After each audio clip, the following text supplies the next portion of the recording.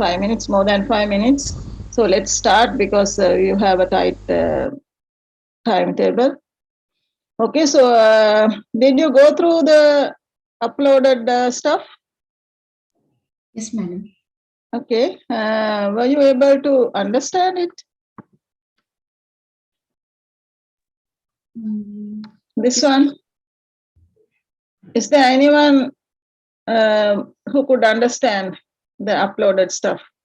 Lesson 1 and 2.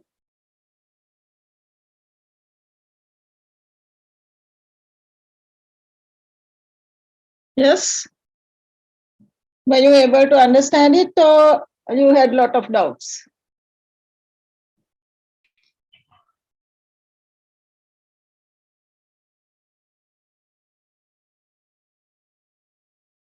Now again, silence means that there's no one in the class. So I am, if you do not respond, even though we don't see each other physically, imagine that we are in the classroom. So it has to be a two-way process where both of us communicate. So you are free to ask whatever the questions that comes during the lecture or what you couldn't understand. And then I am free to ask you questions as well. So I expect answers. So if there are no answers, if no one is talking, I assume that there's no one in the class. So there's no point in my talking to the computer. So I'm going to stop the lecture. Do you all agree? Yes, madam. Yeah. So even though we don't see each other physically, now you have get used to this. Even in your first year diversity, you did through LMS. So we can't help. I mean, we also don't like this type of doing lectures. But what to do? We can't waste your time. So we have to do as much as we could. And then we hope that there will be very in near future we will be able to take you all in, everyone, to the university. But till then we have to continue with our lectures. So we need I need not only 1 or 2 or 10 people talking, because there are 123 students in the batch, and this is a compulsory course, so I expect everyone has logged in. Because I can get the list of participants for each lecture. So please consider this as very important. Log into the lecture and participating in the lecture, even though you can't see the lecturer. Don't think that you can record it while I am explaining. You can do it on your own, but don't think that it is equivalent to the participation. Okay. So is there anyone in the class who could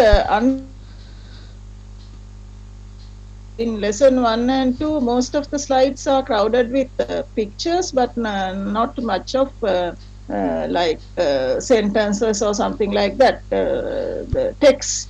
So were you able to understand it, or when you go through it, did you come across or did you get a lot of doubts in your mind? What was it? What was the situation? How was it? Madam, many things could understand, but there are some 1 or 2 small doubts have to clarify. Yeah, very good. So what about others? Now I heard the same voice since beginning. What about the others? Is there only one person in the class?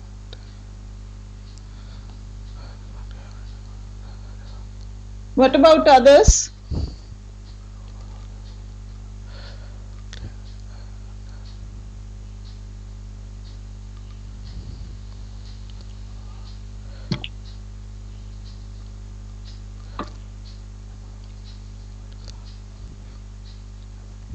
Okay, so I'm going to continue with the lecture. And when I ask questions, if you don't respond, we'll see. Okay. So this is a different course, and when you hear the word taxonomy, what sort of feeling you got when you heard the word taxonomy or systematics? Now the title of the lecture is systematic biology. So when you read that, what sort of idea came into your mind, or what sort of feeling came into your mind?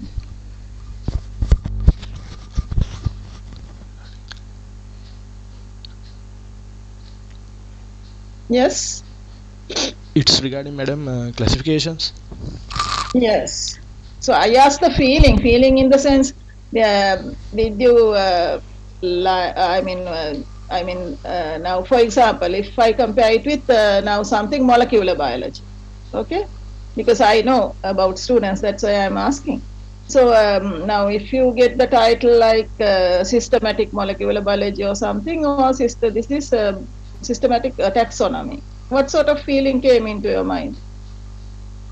Ayo, it is something another stuff like diversity, learning about plants. Was it like that? You have to be honest. I won't get angry, okay?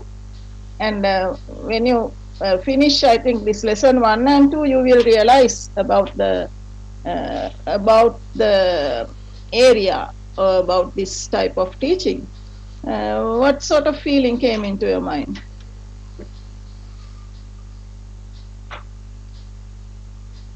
Madam is going to teach another boring course.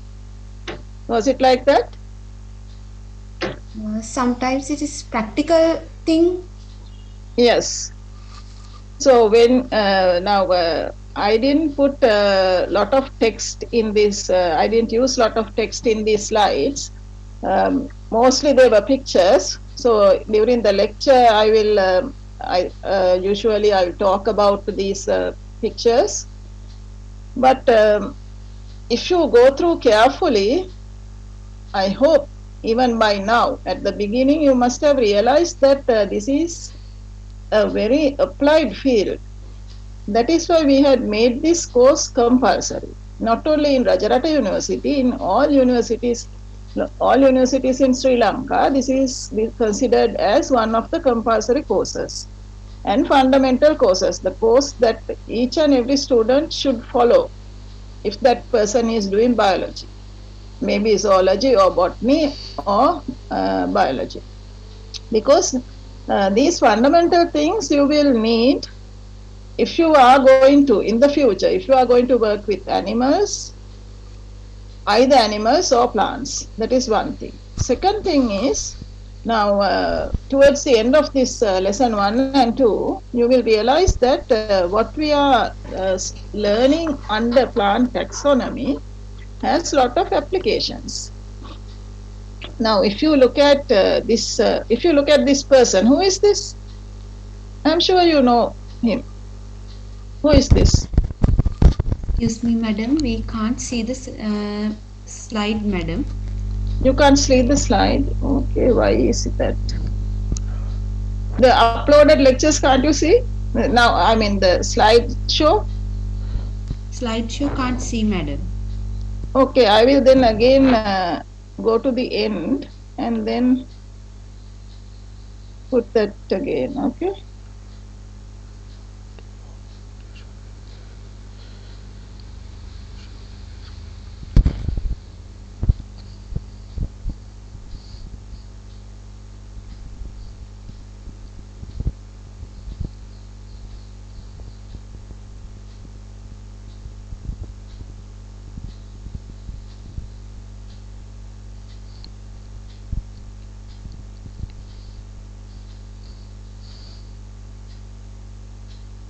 Now can you see? No, madam. Still can't see.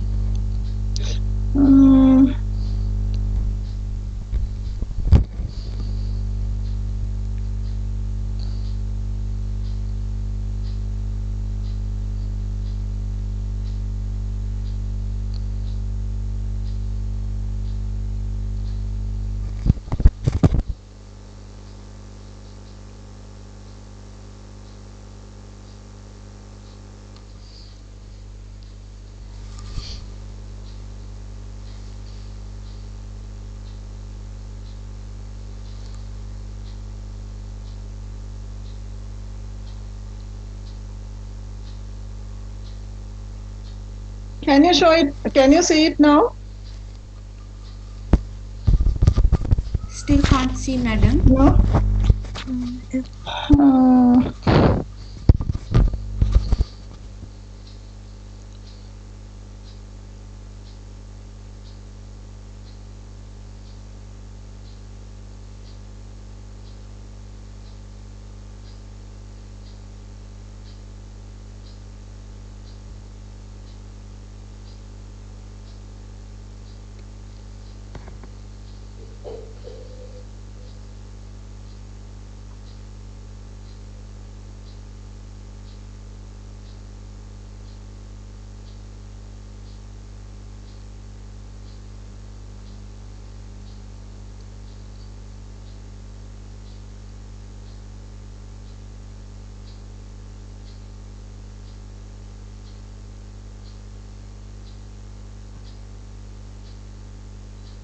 Give me a few seconds.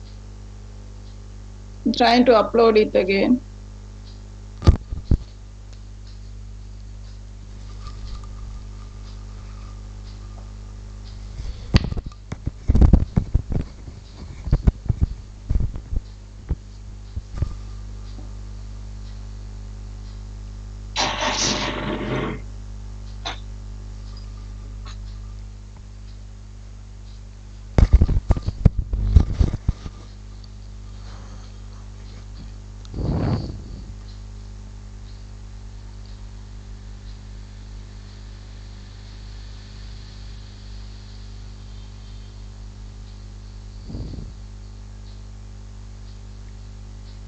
Can you see it now?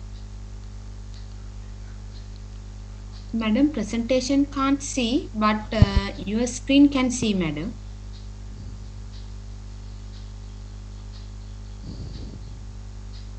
Yeah, I'll do a new share.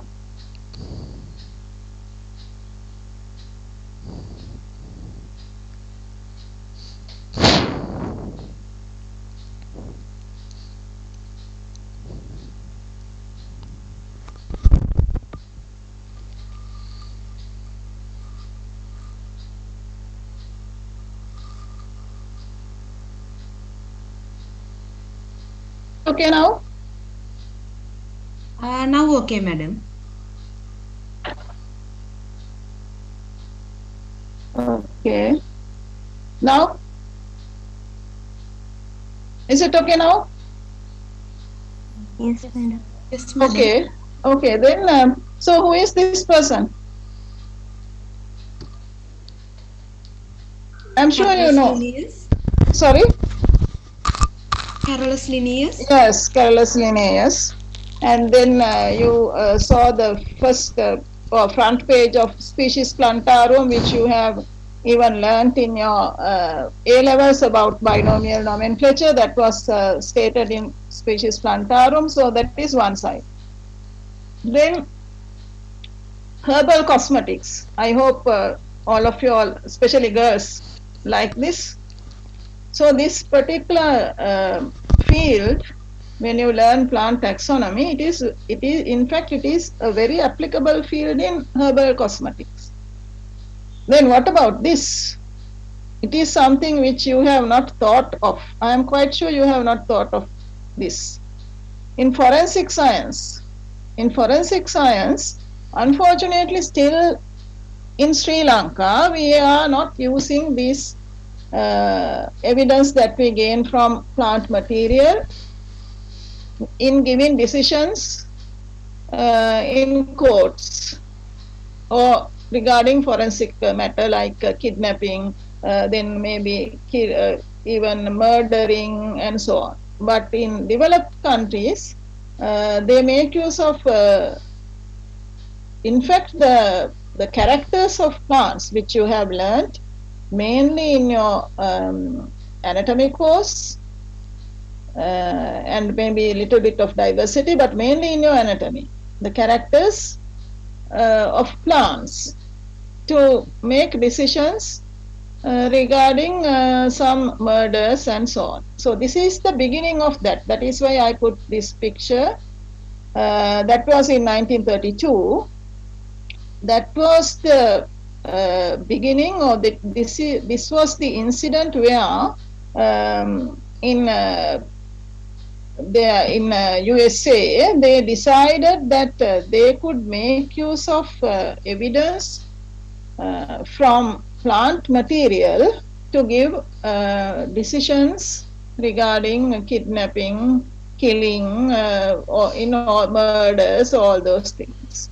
Okay, so that was the beginning, and since then they have been using that throughout. And when we by the end of this lesson 1 and 2, you will realize that there are a lot of places which we apply this science. Now, I know in each and every person in the class, the main idea is either to go for higher studies, further studies, or to find a job. So when you are learning something, always automatically it comes into your mind, after studying this or after learning this, where can I find a job? Or in other words, where can I apply this? So these are some pictures of different places where you can apply it. So this is of course in forensic science. Then when we are deciding about biological controlling agents of plants, we can make use of this, or customs. So this is a place where this science is vastly used. You won't believe, and I don't think that you have heard about it or thought about it. But since 1993, they have started it in a very methodical way, and by using the evidence they gain from plant material, they have stopped a lot of illegal things. So in places like, or you can be an academic like this, or you can work in a place like botanical garden, zoological garden, museums, natural history museum, or other museums looking at these plants and animals. And maybe in spa or cosmetic industry, or where the drugs are manufactured. And not only in these places, but in places or in instances where we have to secure our international market. So I put this picture because this is very important, because we were in a position like earlier we had a very good market for Ceylon, pure Ceylon cinnamon, and then in the midway we had a big problem because China and India, they were competing with our Ceylon cinnamon, and they were exporting it under our name. So not first grade stuff, but second grade, third grade stuff they exported, but the name was given pure like Ceylon cinnamon. So we were going to lose our international market. Then the taxonomists, they got together, and I was also in such meetings, and we decided how we could save this. So again the taxonomy applied, and we found a safe way. So let's see how these things work. Okay, so before moving on to that, before talking about the applications, we should know what is the meaning of taxonomy. Now I need very quick answers. If you keep quiet, that means you are losing time. We don't have a lot of time to lose. Now for this lecture we have only 2 hours, and as you saw at the beginning there were problems. So when we are teaching in this online mode, various problems also arise. Therefore we have to be very careful about time. Now what is this science? What is the meaning of taxonomy, and what is this science? I need quick answers.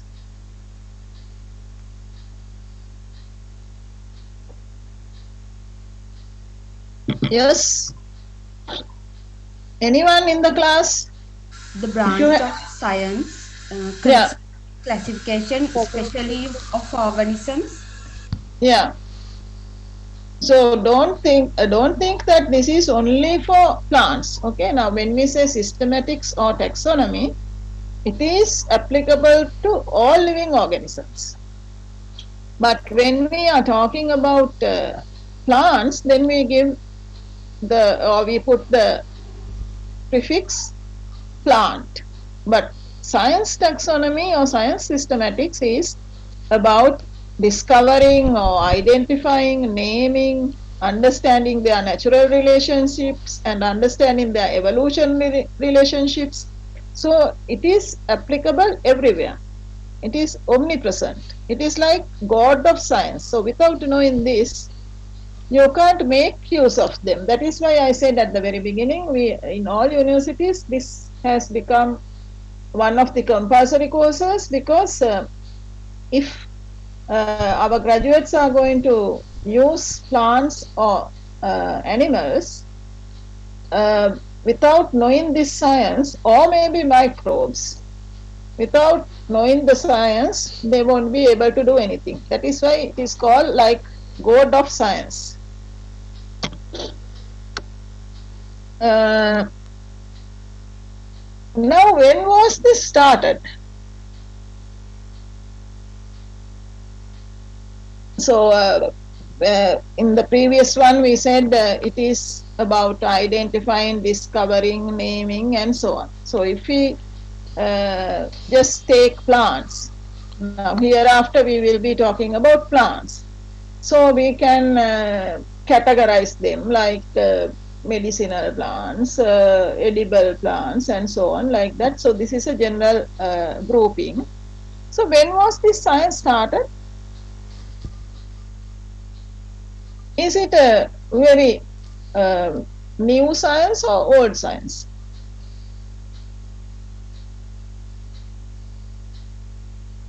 Taxonomy or systematics, is it a new science or old science? Now hereafter, let's concentrate on plants. Okay, plant taxonomy. What do you think? Very old. Why? Why? Old science. Yeah, why are you saying it is old? Because, madam, from very early time, people have to identify the edible plants, sometimes poisonous plants like that. So, because of that, they categorize plants according Yes. to the qualities. Yes, very good. So now, if we take the creature called man, we are always thinking about, we are self-centered. So whatever the things that we get in the surrounding, we are trying to make use for our own benefit. So that was from the beginning. So from the beginning, man, okay, so the man was like very uncivilized. He was living in forests or in places where there are a lot of plants naturally growing. So he looked at these plants and tried to make use of them to fulfill his desires. So he was hungry, so he had to find some plants that he could eat. And then there were no houses, so he had to look for big trees to get shelter. And also there were no synthetic clothes, so he made use of plant parts to prepare clothes.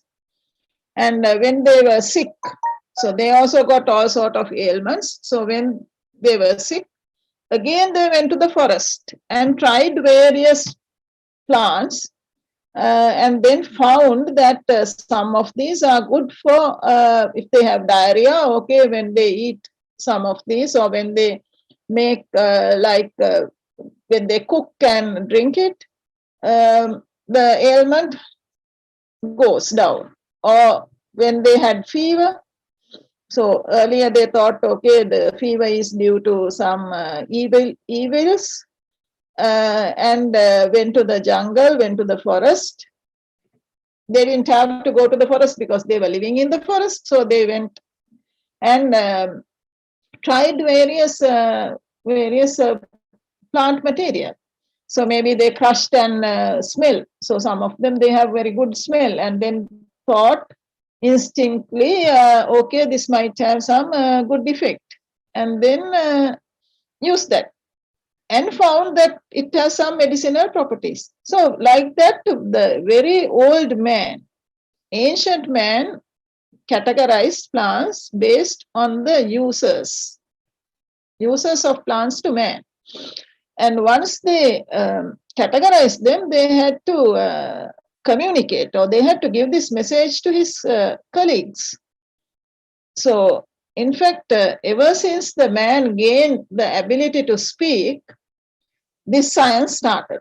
We should say, at least the man, when he gained the ability to speak, he told his colleagues, okay, if you have fever, use these plants.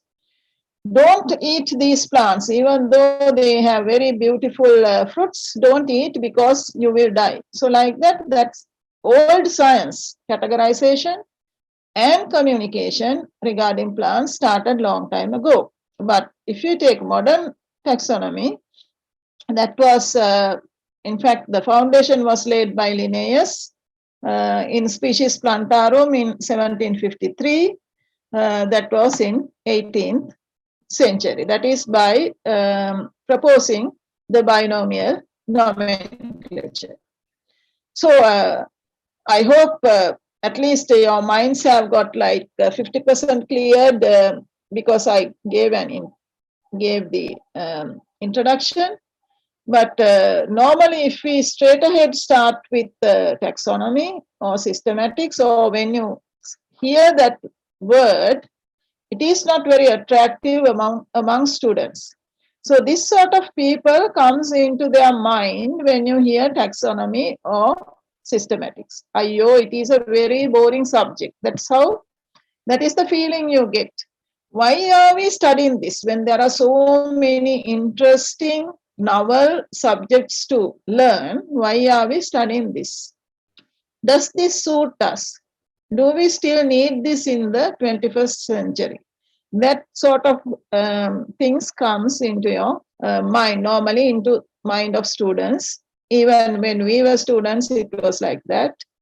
And even when we were after graduating, when we were looking for, when we were thinking of different paths that we could follow, I should say I never thought of going towards this path, because at that time, when we were students, we also had the same feeling. It is a kind of a boring subject.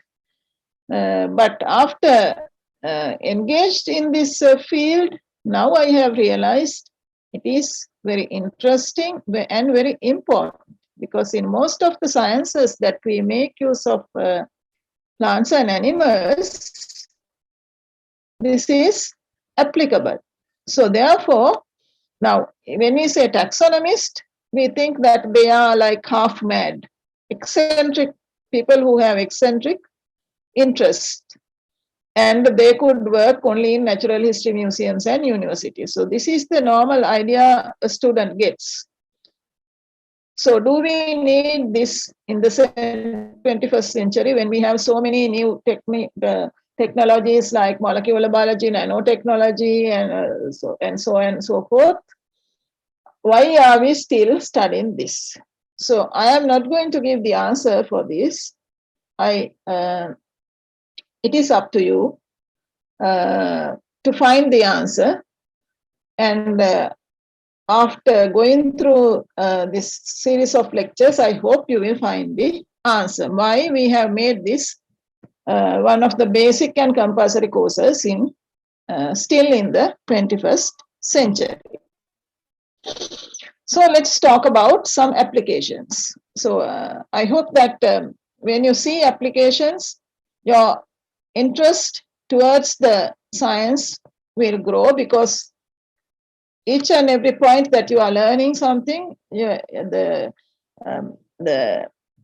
hidden part of your mind will tell you, okay, I can apply this for this particular purpose.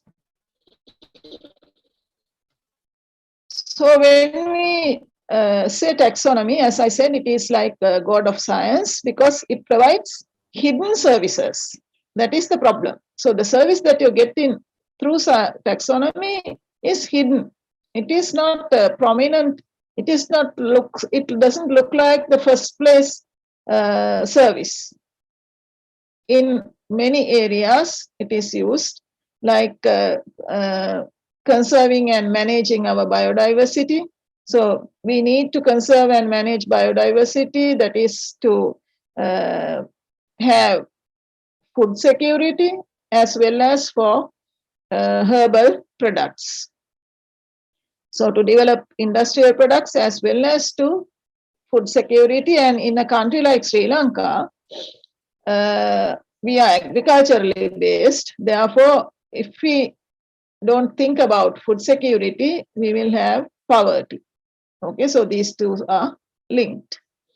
And then we have, as I said a few minutes ago, we will see how it applies to have or to secure our standards in international market, and also in customs to prevent illegal transportation of material through the border, and also in areas like horticulture, plant breeding, ecotourism, and so on. And also, even though we don't use that in Sri Lanka, you will see the possibility, that is to determine various cases or to determine the suspects of various cases by using knowledge we gain through this science. So let's take one by one. So I thought we would start with Ayurveda and herbal products, because these are very they are sort of connected to our day-to-day life. So you know that in different hotels, big hotels, we have spas to treat people with herbal products. Then we have something called Ayurveda way of treating ailments, which we got from India. Then we have traditional treatments, which follow our own recipes. So in all these, we make use of plants. It is always the basic or the raw material is plant matter. So now what is the applicability here? Now in maybe in the spa to treat your tourist, or maybe to have in industries to prepare cosmetics and so on, or maybe in drugs corporation, Ayurveda Drugs Corporation, or in private places like Link Natural Products, or let's say Siddhalepa, Nature's Secret, and so on. We have so many places where they prepare herbal products. Now, what is the application? Can anyone in the class tell me what is the application in these industries, application of taxonomy or application of plant science in these industries? Where do you apply this knowledge?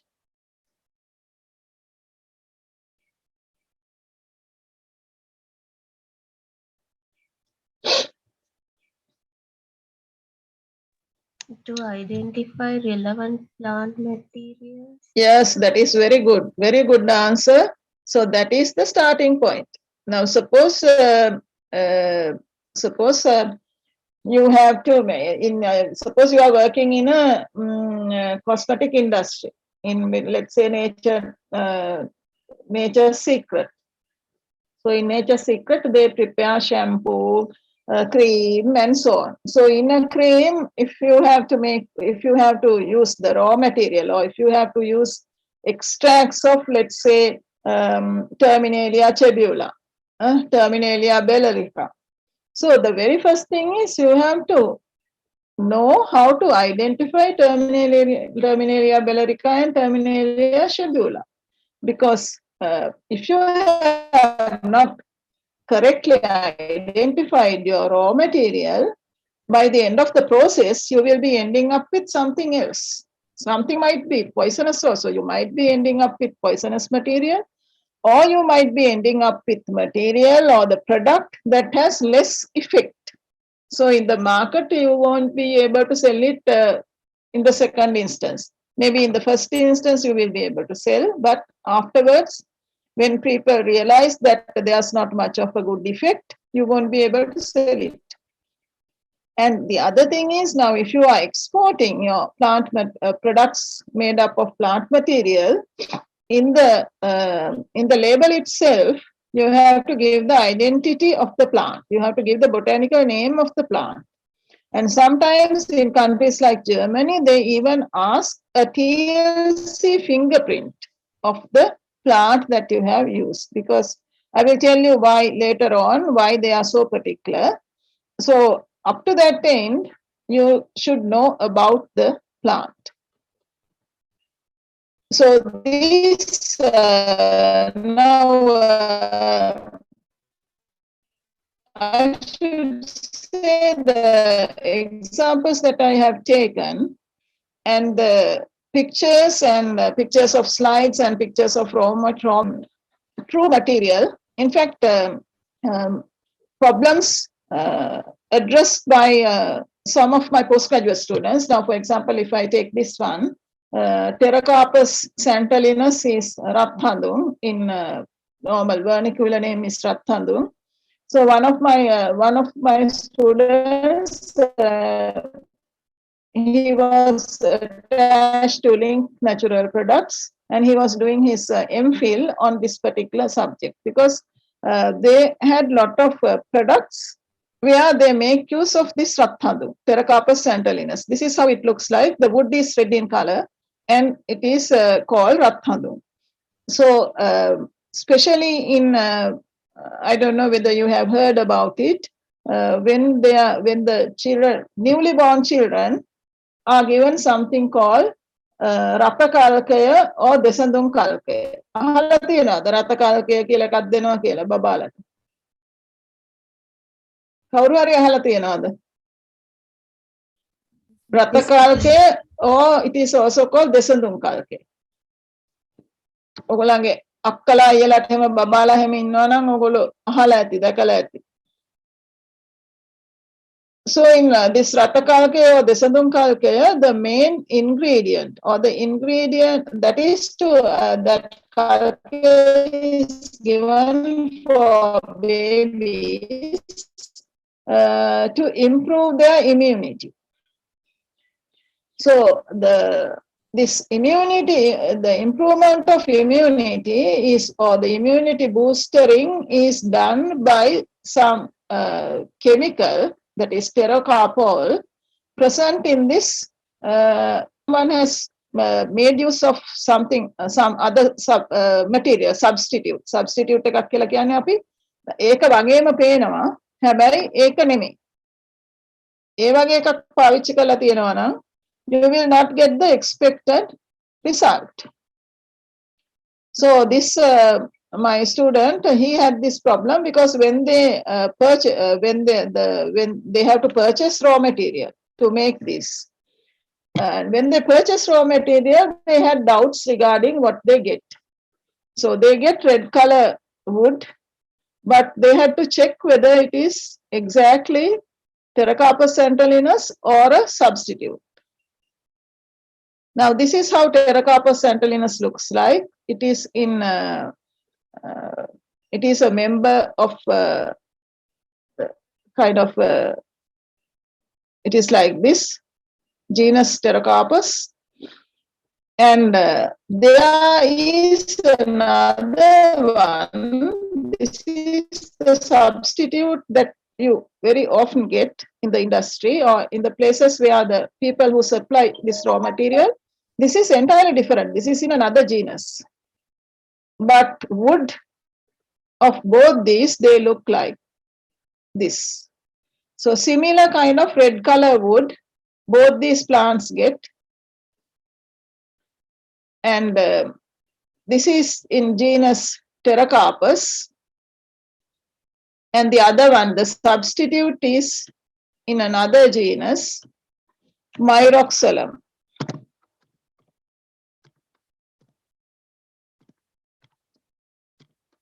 It is Myroxylum balsamum.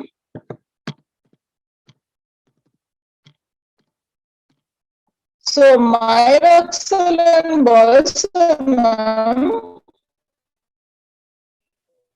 has no pterocarpal. Therefore, if we use this one in the preparation, you will not get the expected result. So this in Link Natural Products, they have realized that they are getting wrong raw material.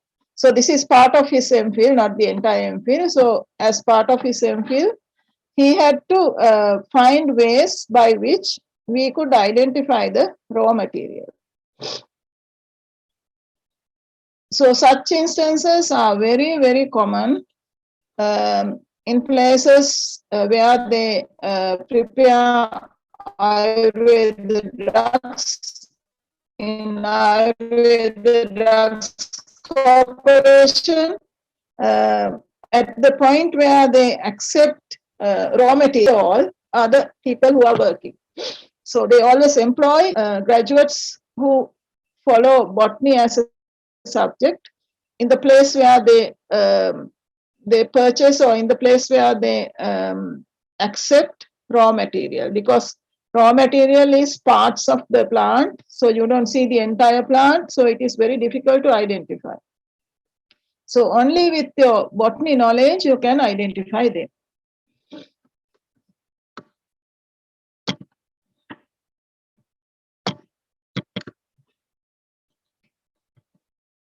Now these slides are also the slides of the same student. So he now we are getting only pieces of wood. So you don't see leaves, you don't see fruits. So it's very difficult to identify.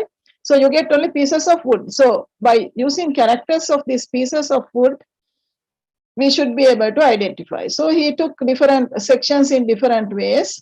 So this you have learned in your wood anatomy or with Dr. Asanga. I hope you can remember this. So these are, what are these? Uniseriate and multiseriate, what are these? So this is multiseriate and this is uniseriate. What are these?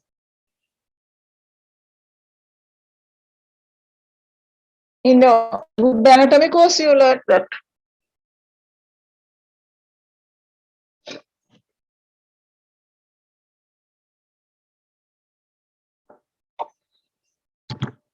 Yes?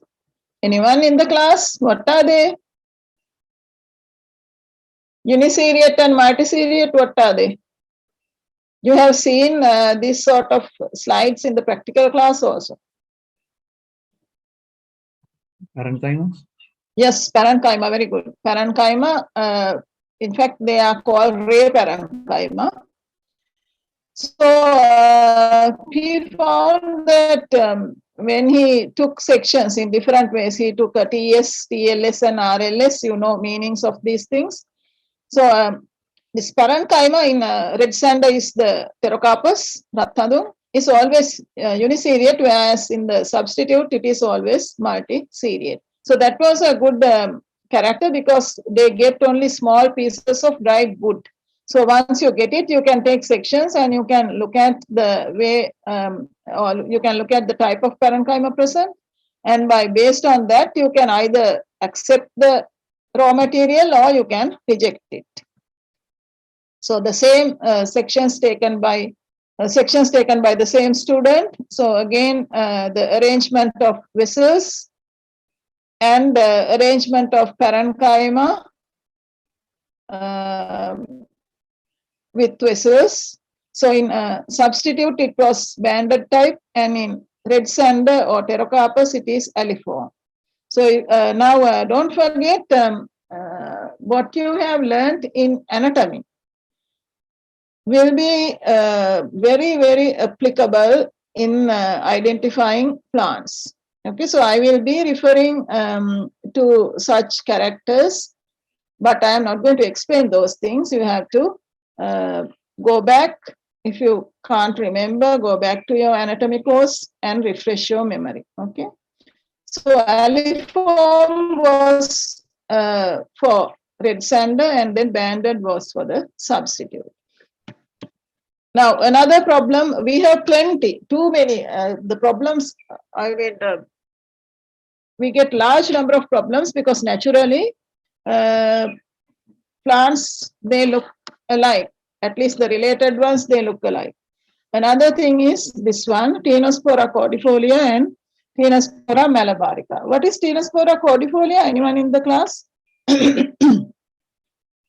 What is the normal name? How do we call Ctenospora cordifolia? The plant is this, and very rarely you can see fruiting. This is not a very common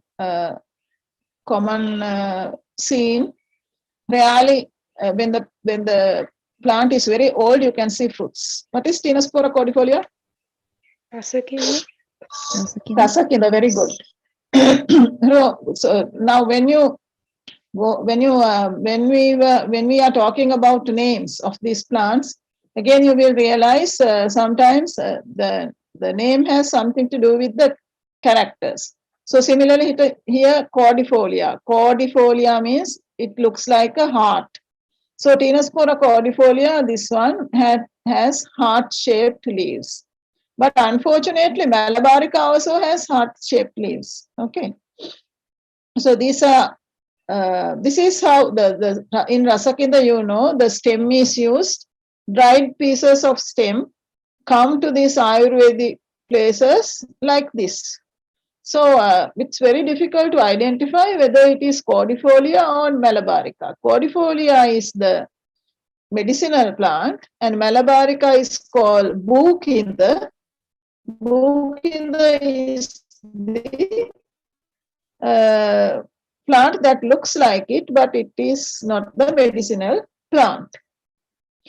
So one way of identifying is what you have learned as trichomes in your anatomy course. So one clue is that if there are trichomes, epidermal trichomes on these wood pieces or stem pieces, that is malabarica. And then when you take cross sections of the stem, in the middle of the stem, in Ctenospora cordifolia, there's no parenchyma. The whole middle is filled with xylem. Whereas in malabarica, if you take the same age plant, still there is parenchyma. Okay. So this is Bhukinda. Bhukinda has Bhuva. Bhuva means trichomes, epidermal trichomes. Now this one, I hope you have seen this because you have stepped into Rajarata University. In the garden you walk, you see this. What is Cedar cordifolia? It is given there. It is Babila. Okay, Babila or Babila, both are the same. So this is the medicinal plant. We have this in our university premises and in surrounding. And there are many cedar species. We have about 5-6 species. Now in this one, of course, the leaf is different. Whereas in this one, it look at this is the cordate leaf, cordata, and this cordifolia leaf is a little bit different. And unfortunately, when you take this plant material, dried plant material, you get only chopped pieces. So very difficult to see this leaf shape and so on. Okay, if you are collecting them from the field, of course, you can make use of this shape of the leaf. Acuta has different shape. Okay, Spinosa has spines. So like that, there are some clues. But if you get dried pieces of chopped plant material, it is very difficult to identify. So people sometimes, because they are not botanists, they don't see the difference. So the flower looks same, very similar. Now, if you look at these 5, they are very much similar for a normal person. So they collect all these. Or else, maybe if you take something like Ratthadun, Ratthadun is very expensive. So people try to substitute it or adulterate. Meaning of adulterating is it is a mixture of the real plant and the fault ones, similar looking ones. Substitution means there's no real plant material. The whole thing has got substituted by real looking material. That is the difference. Did you understand the meaning of adulteration and substitution?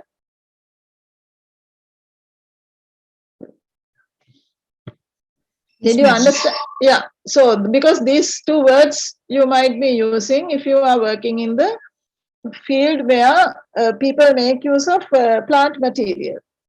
So if it is adulterated, that means the sample that you get as dried plant material is a mixture. So in that mixture, you get your real plant material or plants. Then you have to analyze and see the percentage that you get as the real material is about 90%. You can accept that because only 10% you get other plant material. But if the percentage of real plant material is about 50%, you can't accept that sample. So in the places where the industries where they make use of plant material to manufacture drugs or cosmetics, they the very first thing is they have to purchase raw material, plant material. So in such places, students who have learned botany are the people who work, and they have to identify whether it is substituted or adulterated, and also if it is adulterated, what is the percentage. So they are the people who decide whether the company can accept that order or reject that order. So plant taxonomic expertise is an essential prerequisite for this herbal authentication system. So this is also based on a real incident happened in Sri Lanka many years ago. Now, when you look at this plant, this is called Nai Habarala, and it looks like very much similar to normal Habarala. So in our home gardens, especially in places you have huge gardens, you get this type of plant. And flowering is very rare, and it is Alocasia cuculata. Flowering is rare, and if it flowers, it produces very attractive fruits. So these are the fruits. They are berries, red in color, and when you see them, you feel like eating them. Okay, they are very attractive fruits. So this happened sometimes back many years ago in Sri Lanka. Two kids were playing in the garden, and they saw these berries and they ate. But this is Nai Habarala. So Nai Habarala has a poisonous chemical, which is like poison that you get in snakes. Naya wage visa tiyena. So these two kids, they ate this, and then they started to vomit. And while rushing to the hospital, one died. And the second one was admitted to the hospital, but the doctors didn't know what type of material that they have eaten. Because to treat the poison that has entered the body, the doctors should know what they have eaten. So no one, they knew that this is the stuff the children ate, but they didn't know, doctors didn't know anything about this. So they quickly contacted Director Botanical Gardens, and he was able to identify it immediately, as Naihabarala, and then he gave that information and he gave the constituent chemicals that are present in this plant. So doctors were able to treat the second child and the life was saved. Okay, so that is why now see how important it is. Your quick action is also important. So to get the quick action, you should be able to identify it quickly. So fortunately, we had a very genius director at that time. He was able to, when they described, he was able to identify it immediately.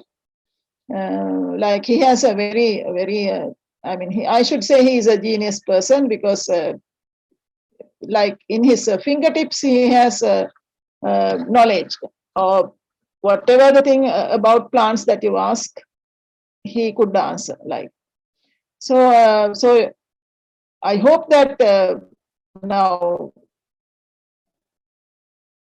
he is even older to me. So I hope that in the younger generation, like you all problems, we need quick action and also good knowledge. So this sort of things had happened when I read some articles. I found that in Africa also. In Africa, sometimes you get a very attractive plants with very attractive fruits, but they are very poisonous. And sometimes you get attractive fruits in really edible plants as well as poisonous plants. So this taxonomic knowledge is very important to differentiate the edible plant from the poisonous plant.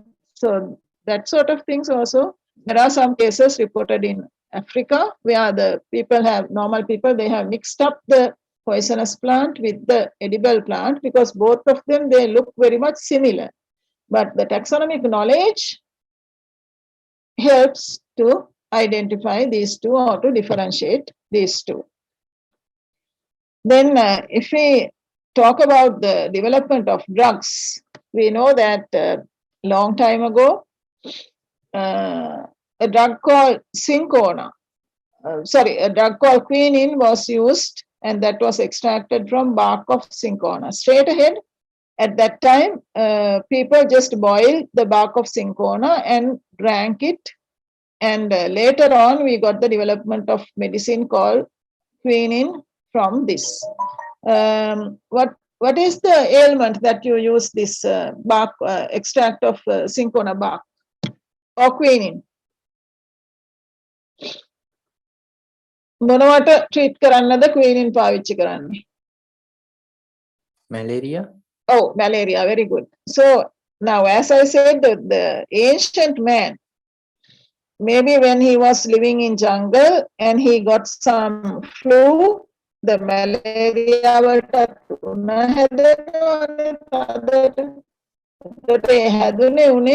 malaria.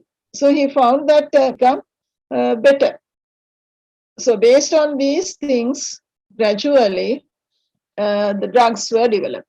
So I should say most of the drugs that we have, that we are using today, the active compound was earlier identified in natural products, in plants.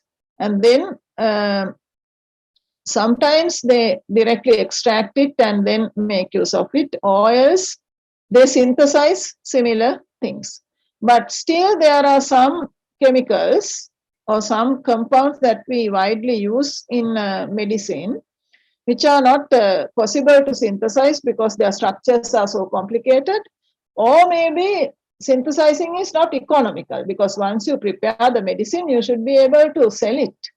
So if it is not economical, you can't do it. So there are large number of alkaloids in plant kingdom, which we make use in development of drugs.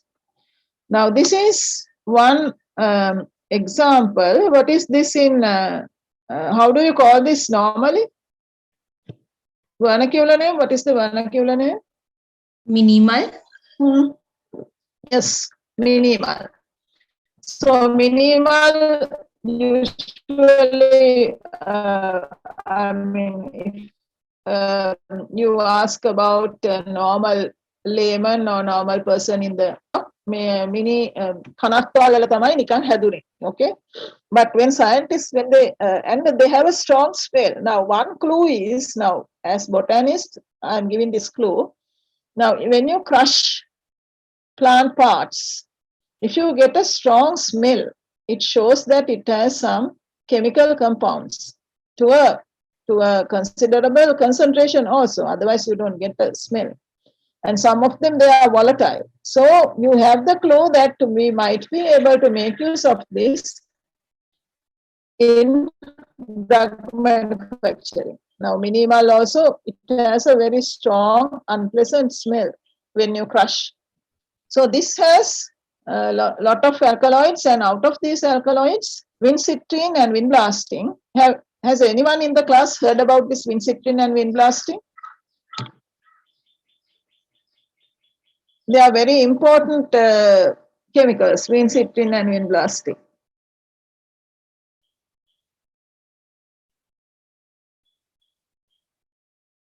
No? These two chemicals are precursors in manufacturing or preparing a drug against cancer. So these have anti-cancer properties. So these are made use to prepare anti-cancer drugs. And unfortunately, it is not very economical to synthesize these. So now in countries like India, they grow in huge areas, acres and acres, you grow this Catharanthus roseus. But when the demand is getting increased, that is not very practicable because you need land and also you need labor and this and that. So one solution is you can go for cell cultures. You can do tissue culture and cell cultures. And if the compounds are produced to the same concentration, same amount in cell cultures, then that won't be a big problem. You can go for cell cultures. Now, in your third year, you will learn about cell cultures and plant tissue culture. But all these plants, it is not possible to get the desired chemical by doing cell cultures. So in such instances, now it is not very economical also to grow them acres and acres. And also if you are collecting them from wild, there is a problem because they will get extinct. Therefore, we have to find an alternative plant for this. So this finding alternative plants, the taxonomists, they are the people who have that knowledge, because we know that if they are related, if they are in the same genus, possibly they contain the same chemical compounds in their plant body. So taxonomists, they can predict a range of sources where the compounds are available. So they have to always, the drug developers, they have to consult taxonomists to find us instead of the plant that they are normally using. So wide range of sources available for compound isolation and drug development. This is decided by taxonomists. And the herbal industry, so again, the same sort of problems exist, like drugs, preparing drugs. You need to identify them. And then especially if you are exporting them, you have even the chromatography in the label, because they are so careful about these things, because if the wrong plant material is used in the drug, that can have adverse effects. That is why they are so careful. Now, sometimes people might get allergies, or even maybe, so these are mostly externally applied things, but still these could cause very harmful effects. Therefore, especially if you are exporting, you have to give all correct details about the plant material. So those who have learned taxonomy, they are employed in such industries. Then there is another, this is another way of identifying plants. So in addition to taking sections and looking at anatomical characters and so on, we have something called DNA barcoding. So this DNA barcoding, now if we can, DNA barcode is now from your A levels, you have learned about DNA. What can you say about DNA?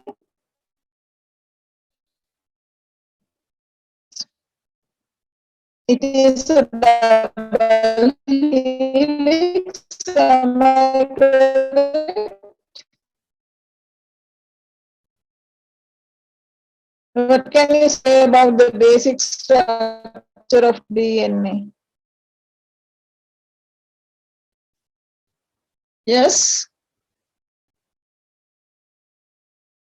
What can you say about the basic structure of DNA?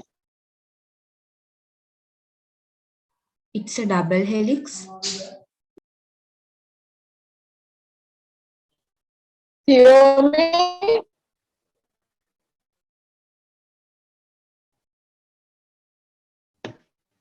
Hesha? It is a double helix. What else? So if you just take a single strand, what can you say about that strand? It is made up of what?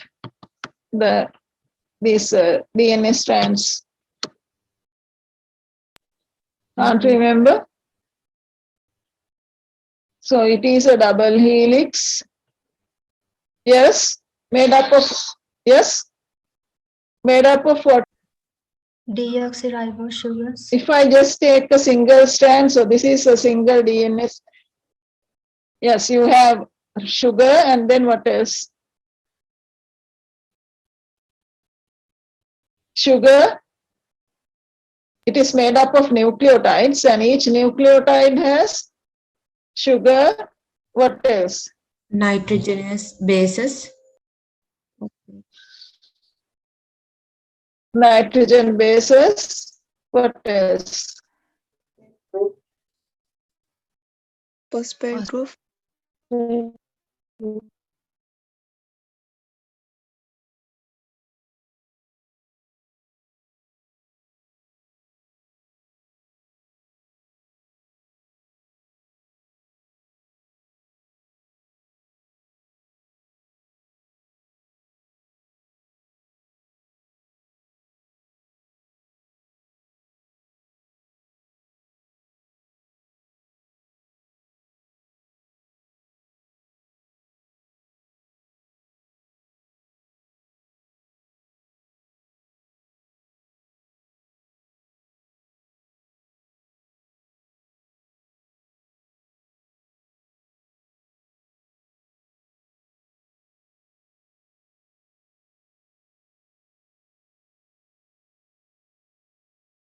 Something happened to the connect. Can you see the presentation?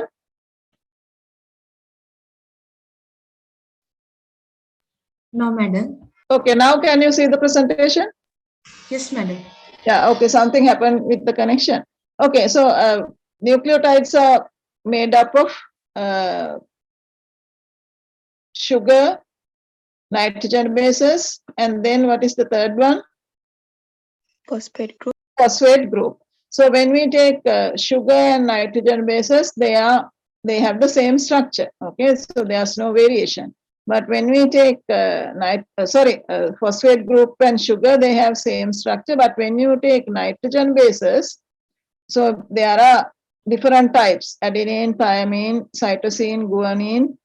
Okay, so the arrangement is different from place to place in the helix, and also maybe from species to species and so on. Okay, so if you imagine that all these are nitrogen bases, the arrangement, adenine, thymine, cytosine, guanine, the arrangement is different. Okay, so what we do as DNA barcoding is we select a piece in this DNA double helix, we select a piece, and that is a short region of the genome that evolves fast enough to differentiate between closely related species. So that part is important. So when we take the genome, there are places that evolve very fast, as well as there are places that do not evolve, or otherwise they are called conserved regions. So in the genome, we have conserved regions as well as we have places that evolve very fast.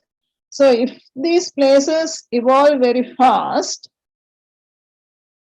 very closely related species also have some sort of difference in this place. Therefore, we select such places and make use of them make use of the arrangement of these bases as a marker to identify that particular species.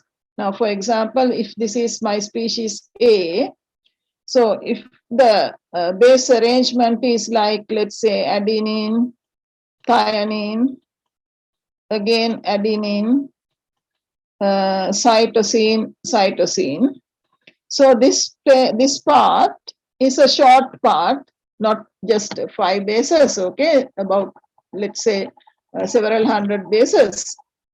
But this arrangement changes very rapidly. Therefore, if I have in the same species, same genus, if I have species X and species Y, when they are moving from one generation to the other, there may be some changes between X and Y. So I can make use of this to identify my particular species. Did you understand that? So DNA barcode is a special, or you shouldn't say special, but it is a short region of the genome. Agreed upon means the taxonomist, they have to select this place because they know what are the conserved regions and what are the regions that evolve fast. So we don't take conserved regions, but we take regions that evolve fast. So that is the agreed upon part of the genome that evolves fast enough to differentiate between closely related species. And we can make use of this to identify this particular species, like we are making use of the barcode in products. Now, when you go to the supermarket, if you buy a product, and when you go to the cashier, they scan this barcode. So when they scan the barcode, it gives the clue about the product. Similarly, we make use of the arrangement of these bases in this agreed upon short region as the barcode of that particular species. Did you all understand? Yes, madam. එතකොට දැන් මේ barcode එක කියන එක barcode එක කියලා අපි ඇත්තටම කියන්නේ base sequence එක. එතකොට base sequence එක අපි බලන්නේ මොකේද? Short portion of the genome and agreed upon කියලා කියන්නේ taxonomist ලා තමයි දන්නේ මේ genome එකේ කොයි කැලේද conserved regions, කොයි කැලේද fast evolving regions කියලා. එතකොට fast evolving region එක තමයි ගන්නෙ. මොකද මේ generation එකේ ඉඳන් ඊළඟ generation එකට යනකොට එහෙම නැත්නම් හරි ඉක්මනට evolution එකේදී මේ fast evolving region එක වෙනස් වෙනවා.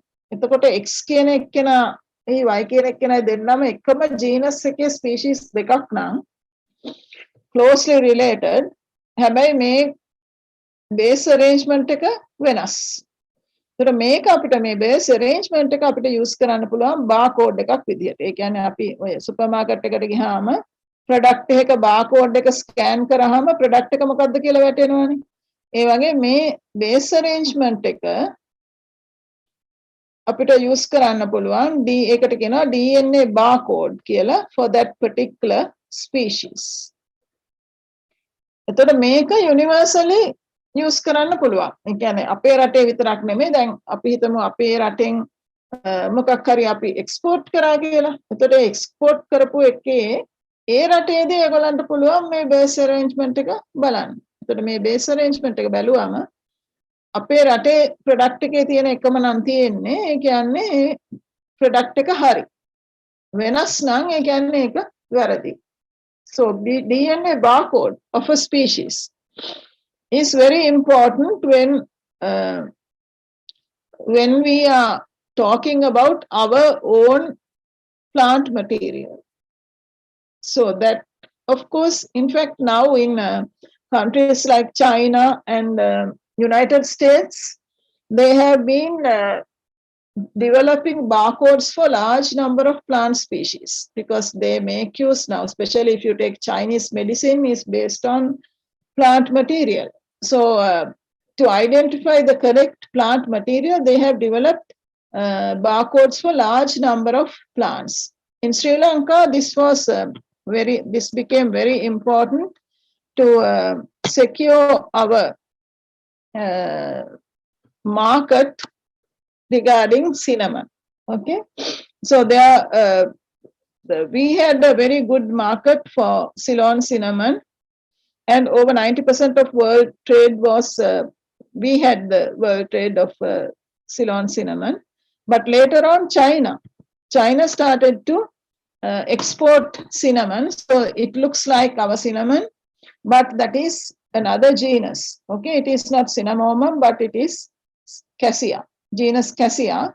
And genus cassia contains some toxic material as well. Okay. And then there was a problem that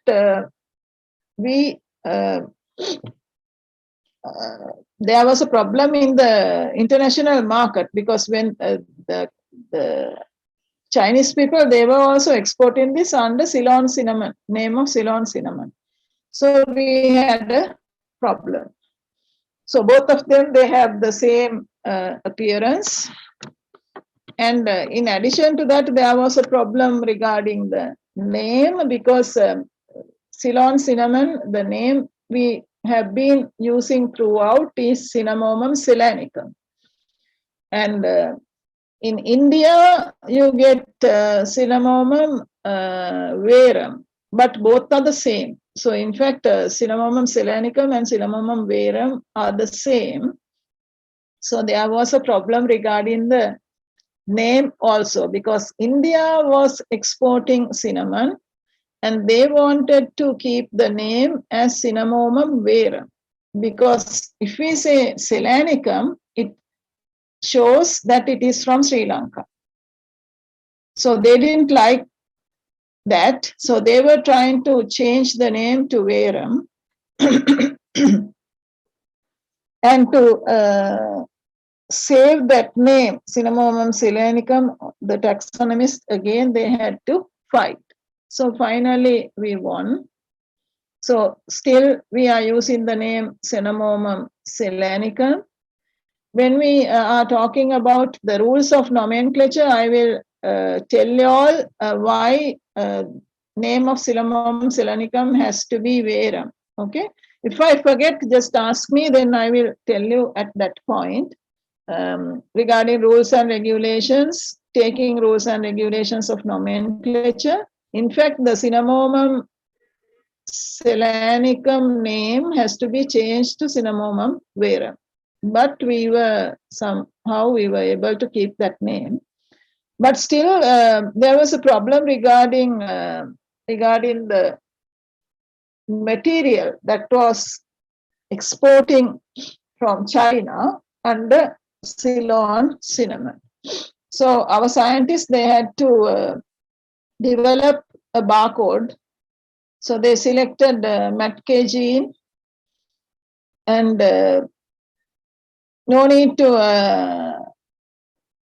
bother about what it is. So it is part of the genome, okay? And this is the region they use to prepare the barcode. And this is the barcode. So these letters, adenine, cytosine, thymine. So it is like guanine. So these are the base arrangement of bases. So each of this letter represent a base. So this is the barcode. It has 721 bases. The region that we have selected has 721 regions. And this was developed as the barcode for Ceylon cinnamon. So hereafter, if another country receives Ceylon cinnamon, if they want to be sure that it is Cinnamomum ceylanicum, they can extract little DNA, they can do the DNA, they can study the sequence of bases, it is called DNA sequencing, and they can check it against this. So once we develop this, once we develop the barcode, there is a place called Gene Bank. So anyone, anyone from any part of the world, they have access to this Gene Bank. So you can deposit this in the Gene Bank. So once we deposit that in the Gene Bank, it is for everyone in the world. So anyone has doubt, they can extract DNA, they can look at the base arrangement, which is called barcode, and then compare it with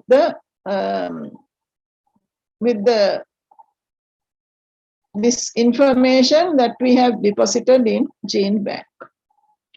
DNA barcode එක කියලා කියන්නේ මෙන්න මේ වගේ එකක්. අර වගේ ඉරි නෙමෙයි. එතකොට මේකේ තේරෙන්නේ base arrangement එක අපි select කරපු තැන. select කරපු region එකේ. එතකොට select කරපු region එකේ එක කියන්නේ පළවෙනි තැන ඉඳලා bases 721ක් තියෙනවා මේ Cinnamomum ceylanicum වල barcode එකේ. එතකොට මේක develop කරාන් පස්සේ අපිට තියෙනවා common තැනක් gene bank කියලා. එතකොට මේ gene bank කියන්නේ ලෝකෙටම common තැනක්. ඒකට අපිට මේ information එක දෙන්න පුළුවන්. එතකොට මේ information එක එතන store කරාම ඊට පස්සේ ඕනම කෙනෙක්ට ලෝකේ ඕනම කෙනෙක්ට ඕනම වෙලාවක ඒ information එක ගන්න පුළුවන්. ගත්තාම එතකොට දැන් වෙන රටකට අපි ආපු cinnamon තියෙනවා නම් stock එකක් ඒගොල්ලන්ට check කරන්න ඕනේ නම් මේක Ceylon cinnamon ද කියලා. ඒගොල්ලන්ට තියෙන්නේ පොඩ්ඩක් DNA extract කරලා මේ විදිහට DNA sequence එක බලනවා. sequence එක කියන්නේ bases arrange වෙලා තියෙන පිළිවෙල. sequence එක කියන්නේ පිළිවෙලනේ. ඔයගොල්ලෝ දන්නවනේ අණු පිළිවෙලට. ඒක බැලුවාම මේකත් එක්ක compare කරාම මේකම නම් ඒ කියන්නේ Ceylon cinnamon. මේක නෙමෙයි නම් වෙන මොකක් හරි. ඒත් ඒ විදිහට තමයි අපේ Ceylon cinnamon වලට තියෙන international trade එක අපි ආරක්ෂා කරගත්තේ, secure කරගත්තේ. එහෙම නැති වුණා නම් there was time, I think this happened about many years ago. So there was a problem that international market was rejecting Ceylon cinnamon because what they got under the name Ceylon cinnamon was not the real material. ඒකට අපිට ලංකාවට ලොකු ප්‍රශ්නයක්. දැන් අපේ cinnamon ලෝකේ cinnamon market එකෙන් 90%ක්ම තිබුණේ අපිට. ඒකට අපිට 90%ම නැති වෙන තත්ත්වයක් තමයි ආවේ. එතකොට ඒක ඇත්තටම secure කරගත්තේ taxonomistලා සහ molecular biology ඒ කියන්නේ taxonomistලාම තමයි molecular biology කරන්න පුළුවන් ඒගොල්ලන්ට. එතකොට ඒගොල්ලෝ තමයි decide කරේ අපි මේ region එක barcode එක විදිහට use කරනවා කියලා. So that was handed over to Industrial Technological Institute. So they are in Industrial Technological Institute that is in Colombo. The barcoding was done, and these are the people who did. Their names are there, and they produced the barcode to the, or they deposited it in the gene bank. මෙතකොට මේක තමයි certificate එක. අපි gene bank එකට දැම්මහම මේක තමයි අපිට හම්බෙන certificate එක. ඒකට ඒ සර්ටිෆිකේට් එකේ තියෙනවා ඕගනිසම් එක මොකක්ද, ඊට පස්සේ කොයි රීජන් එකද බාකෝඩ් කරලා තියෙන්නේ, ඒවා ඔක්කොම තියෙනවා. ඊළඟට කවුද මේ කොච්චරක් බේස් පෙයාර්ස් තියෙනවද, කවුද මේක ඩෙවලොප් කරේ, ඒවා ඔක්කොම විස්තර මෙතන තියෙනවා. Right? So now, as I said a few minutes ago, China and America, they are very concerned about these things because they make use of a lot of plant material in their products. China, especially in their medicine, therefore they have already done barcoding for like over, let's say by 70%, 85% of their of the plants that are present in their pharmacopoeia. Pharmacopoeia කියන්නේ එතකොට ඒගොල්ලන්ගේ pharmacopoeia එකේ තියෙන ගස් තමයි පාවිච්චි කරන්නේ to prepare medicine. So they have already done that. So plant taxonomists are the people who can decide about the regions for barcoding. And if they are not classical taxonomists, if they have done molecular systematics, they can even do a barcoding and give the region.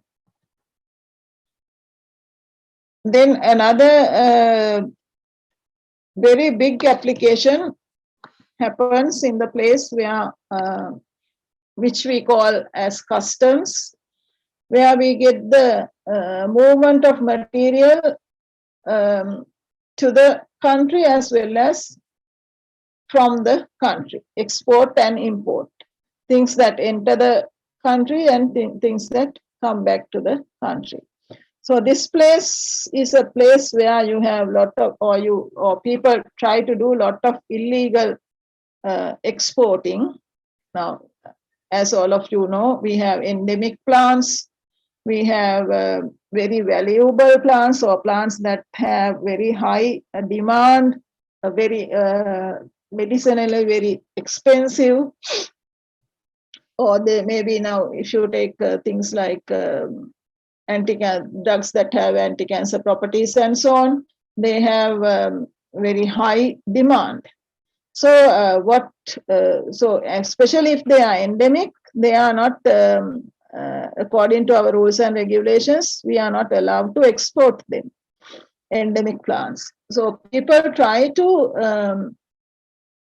do that illegally. So they try to export our endemic plants illegally. So this is a place where taxonomic knowledge is heavily used.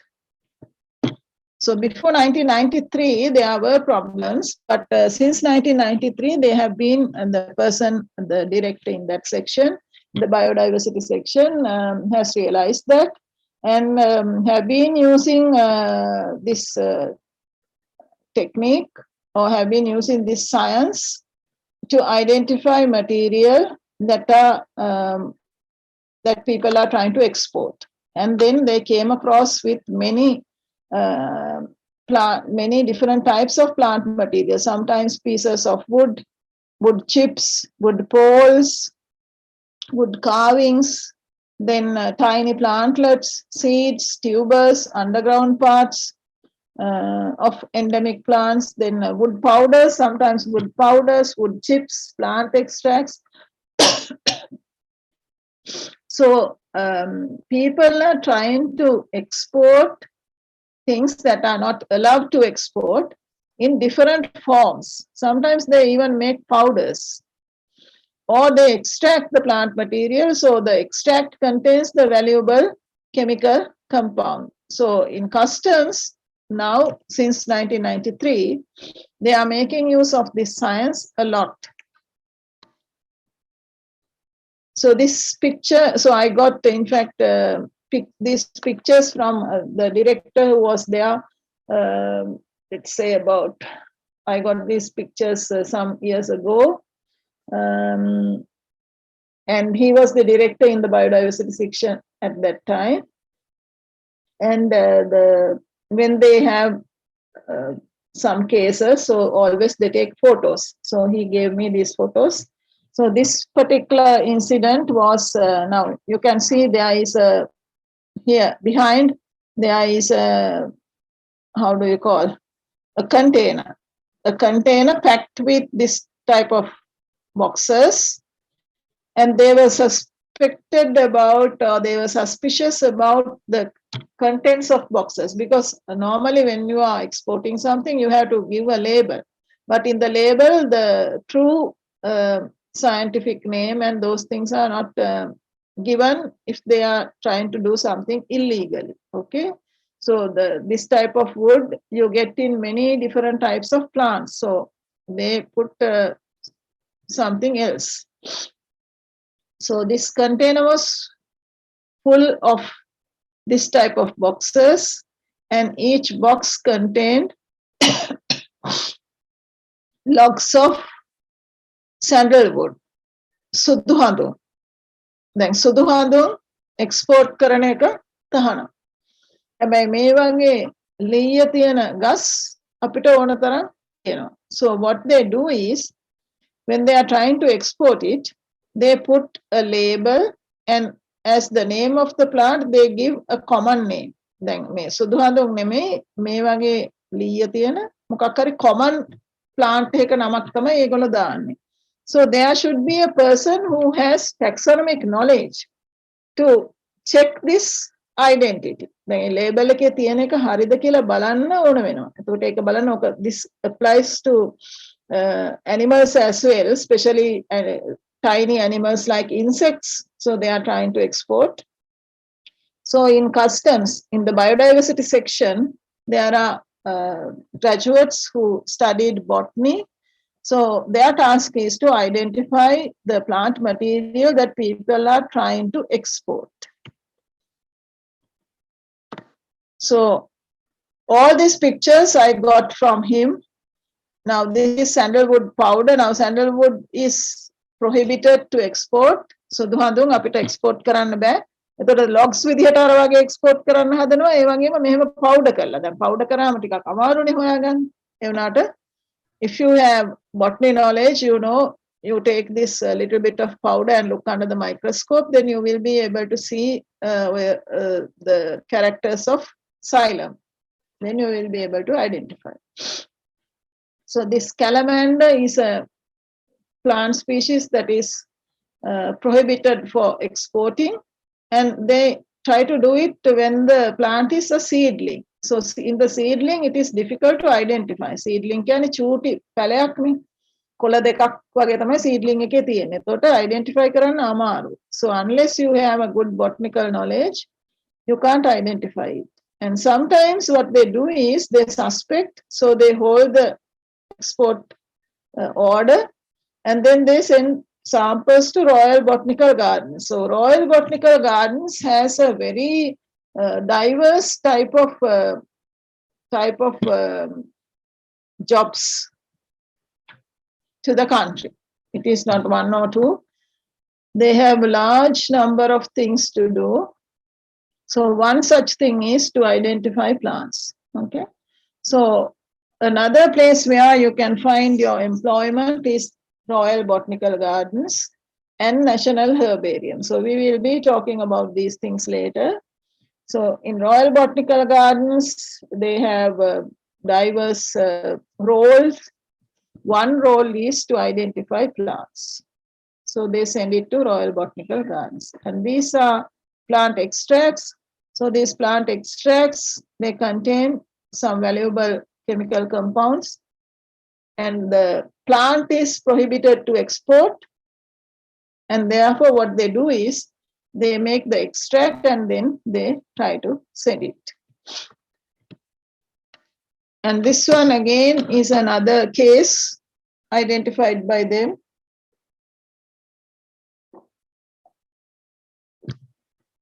Now here again, these are boxes. And these boxes are filled with this underground part. Now if you see this plant, this is the root system. These are leaves, and then you get the inflorescence, and this part is the underground rhizome. So it has an underground rhizome. So one person was trying to export underground rhizome of so many boxes, 20 tons of tubers. Tubers are these underground rhizomes. What is the name of this plant? Vanakula name? Kekatia? Yes, this is Kekatia. Okay.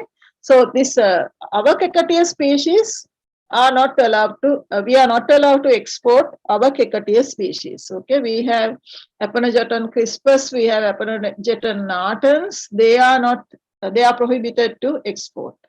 And the inflorescence looks like this. And we have an introduced species that is Aponogeton ulvaceus. Inflorescence is like this. So inflorescence is divided into two in ulvaceous. But our plants, they have just a single inflorescence. So one person, in fact, he has given the his designation as a professor in, I won't say the country, okay, one particular country, which is not true, But since he is trying to export plant material, so he gave his name as Professor so and so, and he is going to make use of this plant material for his research. That was the reason. Now, when you look at this underground part, there's no clue to say that it is this, because just a small piece of tuber, podi inguru kallak wage kallak thamai tiyenne. But the Director Customs, he is suspected about this order because so much of material. So they hold this order, and the material was sent to Royal Botanical Gardens, and then they identified it as one of our Aponogeton species, Aponogeton crispus. So crispus is not allowed to export. Then there was a big court case. So in courts, they have to prove that it is crispus. So to prove that it is crispus, now you know the judge and all, they don't have botany knowledge. So you can't say in the section it looks like this and so on. You have to prove it in a better way. So what they had to do is, in Royal Botanical Gardens, they had to grow this. So let it grow and let it flower, and then they proved that it is Aponogeton crispus. This person was trying to export it under the name Aponogeton ulvaceus, because ulvaceus is introduced to our country, and therefore there's no restriction. It is not one of our plants, so there's no restriction. So this person label these boxes as tubers of Aponogeton ulvaceus. So මේ Aponogeton ulvaceus වල tubers උයි natans or crispus වල tubers උයි අතර වෙනසක් නැහැ. Tube එක දිහා බැලුවම සාමාන්‍ය කෙනෙක්ට වෙනසක් නැහැ. හැබැයි දැන් customs director, he is also an educated person with a PhD and so on. So he had some kind of suspicious. He thought that it would be better to check this. කියලා එතකොට මේක hold කරලා මේ material area gardens වලට. So gardens වලට area මේගොල්ලෝ දැන් මේකේ characters බැලුවම ඒගොල්ලන්ට පේනවා මේක crispus කියලා. But they had to prove that because there was a court case. දිග නඩුවක් ගියා. එතකොට ඒ නඩුවේදී ඒගොල්ලන් හොඳට ඒ කියන්නේ සාක්ෂි විදියට කරන්න මේක grow කරලා plant එක එන්න ඇරලා plant එකෙන් ඊට පස්සේ inflorescence එන්න ඇරලා ඊට පස්සේ එතනදී තමයි ඒක හරියටම prove කරන්න පුළුවන්. So the taxonomic knowledge, or knowledge that you gain in taxonomy is very, very important. You have many roles in places like Royal Botanical Gardens and in places like customs. So this again is, I hope you all are familiar with this, as you were in Rajarata area, Kotalahibutu. So Kotalahibutu again is prohibited to export. But so if you have done botany, when you see these rings, these characteristic rings in the stem, you at least suspect. You can at least suspect this as Salacia, one of the Salacia species. So Salacia, genus Salacia has several species. So you can hold the export order and you can check it. Okay. So this again 8,000 kilograms someone was trying to export. So now these are only handful of cases which I have taken out of the information I got from Direct at that time. So there are uncountable number of such cases. So people are, you know that people are trying to earn money. So that is the main aim. Whether they do right thing or wrong thing, that doesn't matter. Their own only aim is to earn money. So the things that are like wealth of our country, sometimes they are foreigners, so they don't matter. They don't care it because it is not their own country. So they are trying to smuggle it. They are trying to take these things, or maybe even Sri Lankans.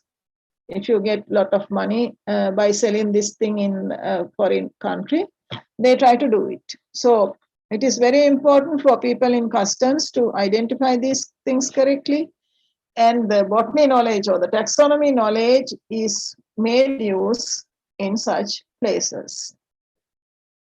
Then the use of taxonomy knowledge in forensic science. This is really interesting, and after today's lecture, if you are interested, just browse web. You will come across with uncountable number of cases. They're very interesting, so I'm not going to explain a lot. I'm not going to take a lot of examples. I have just picked up few examples, but this is in fact a very interesting area.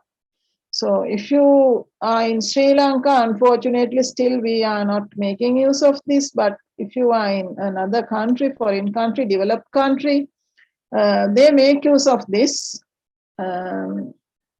So this the cases that have reported in web, in literature, they are very interesting cases. Sometimes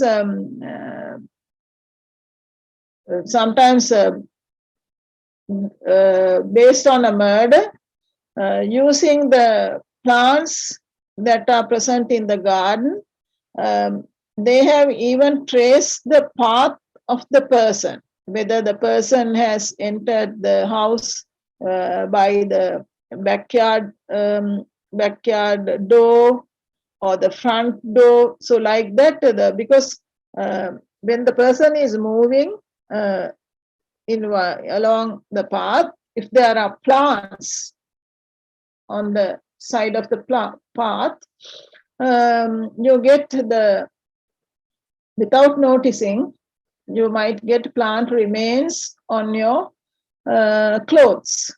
So the person, maybe let's think that a person was going to kill someone who is in that particular house. So when he was going to the house, on his way to the house, if there are plants, without his notice, pollen might have got trapped on his clothes, or pieces of plant matter like tiny seeds might have got trapped on his clothes. So the people have even traced the path of the murderer or the suspect of murders. There are very interesting cases. So I have just listed out few. Now, what they make use in forensic science are different parts of the plant that can very easily get attached to maybe hair, clothes, shoes, and so on. Okay, so we know that sometimes there are fruits with tiny hook-like things. Now, sometimes if you walk in the garden, you get these things get attached to your clothes and shoes. And some fruits, they have two hooks. Sometimes now when such a thing is happening, the person is always moving very fast. Suppose a person wants to kill someone, so he does it and then he run. So while he is running, because he might have not noticed the surrounding, so such fruits might have got attached to his clothes or shoes, or even sometimes pollen grains. So pollen grains, people don't think, they don't realize that you get pollen grains on your clothes. But these provide a very valuable sort of evidence. And suppose you find someone dead, and if you want to decide, or if you want to, if the police wants to check the time of death, so what they do is they take gut contents, and in gut contents they can look for plant material that are present. So in your anatomy, you have learnt about these things. What is this? What is this structure? Cystoliths. Yes. So cystoliths, they have calcium deposits. And then these, what are these?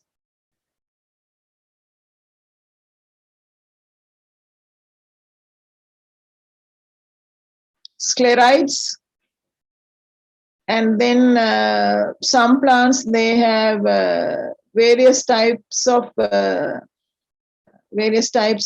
crystals, graphites, brucers, sometimes silica bodies. So those things, they are rather hard. Now, if you take sclerite, so sclerite is a kind of sclerenchyma with a very thick cell wall. So the whole thing is the cell wall, and therefore it is very thick. Therefore, it resists digestion for a few hours.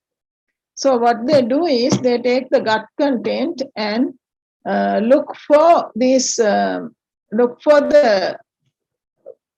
plant material that is present in the gut content. And by doing that, they can decide whether the person was died few hours ago or immediately. So like that, they can have some sort of clue. Then one of the most important type of evidence comes from pollen grains, because even though it is just a yellow color dust that powdery dust that gets on your clothes and skin, even hair, it can got even just stick onto your skin because it is a sticky material. So when people are moving rather, now when they are doing something illegal, so they do it rather fast.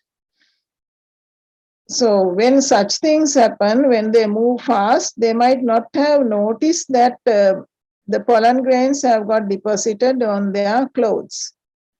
And if they kill someone, and if they carry that person, so the pollen grains in the surrounding plants might have got deposited on the skin, shoes, clothes, hair, and so on of that person. So pollen grains, they provide us with a very good sort of information which you can use in forensic science. Do you have another lecture at 10 o'clock? Do you all have a lecture at 10 o'clock?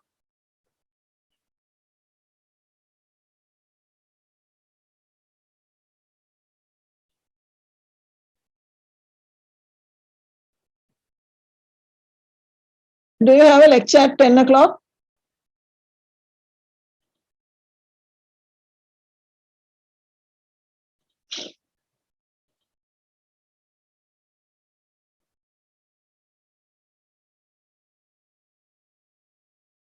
Anuttara, is there a lecture at 10 o'clock?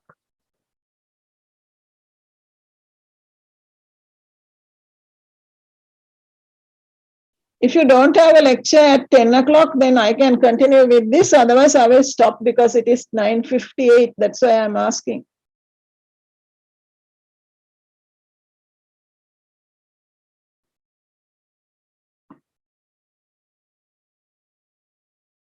Is there a lecture at 10 o'clock? Madam, in our time schedule at 10, there was a lecture, economic botany, madam, but we don't know whether it is available or not in today, madam. Did you get the uploaded stuff? No, madam. For today lecture, we didn't get link, madam. Didn't get the link yet, madam. Economic botany is done by Asanga sir, no? Yes, madam. Asanga sir is in the practical class with first years. So I don't think he will teach. He will be able to teach. Shall I verify and then we continue with the lecture? If there is no economic botany lecture, shall we continue? මොකද කියන්නේ ඔයගොල්ලෝ continue කරමුද economic botany lecture එක නැත්තම්? It's no problem to me, madam. What about others? Madam, other lectures නැහැ කියලා sir කිව්වා. Sir කිව්වද? මොකද sir මේ first year practical class එකේ ඉන්නේ. sir lectures කරන්න විදියක් නැහැ.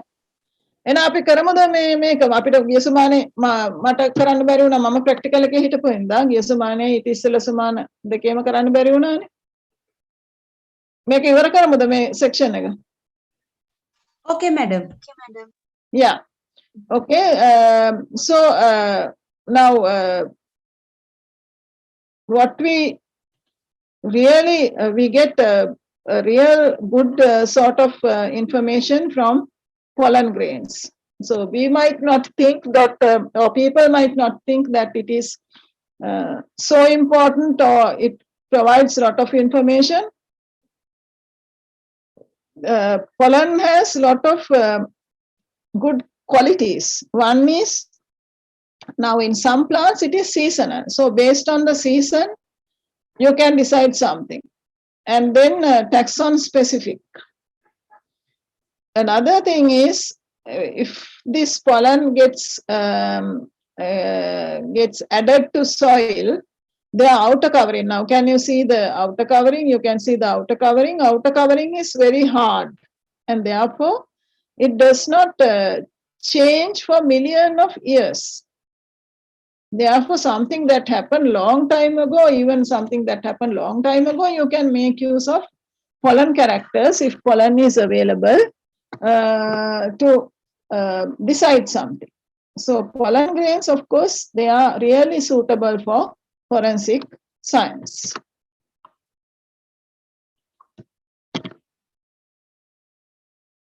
Now here, this picture, of course, I just post that to show that they are taxon specific. So if it is Spinaceae, this is the shape of the pollen grain. Then in Passiflora, genus Passiflora, it's like this, and you can see the outer covering, outer markings. And in Asteraceae, most of them, they are triangular with this sort of marking. So maybe to the genus or maybe to the family, they are specific. Therefore, they give a clue about the surrounding plants or plants that were in the surrounding area.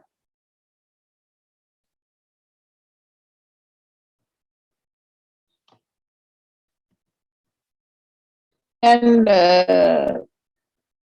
because we talked about pollen, so I just moved on to this case.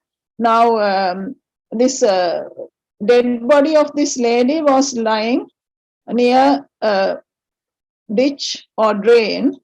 So the question was whether she died in that particular place or whether someone killed her and brought her body to the body and laid it on this particular place.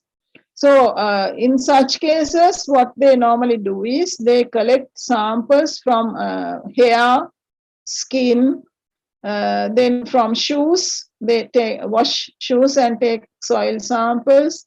And from clothes also they wash and take samples. So when they wash and take samples, if there are pollen grains, they can easily see them. And also in addition to that, if there is some plant material, they get that in the washed sample.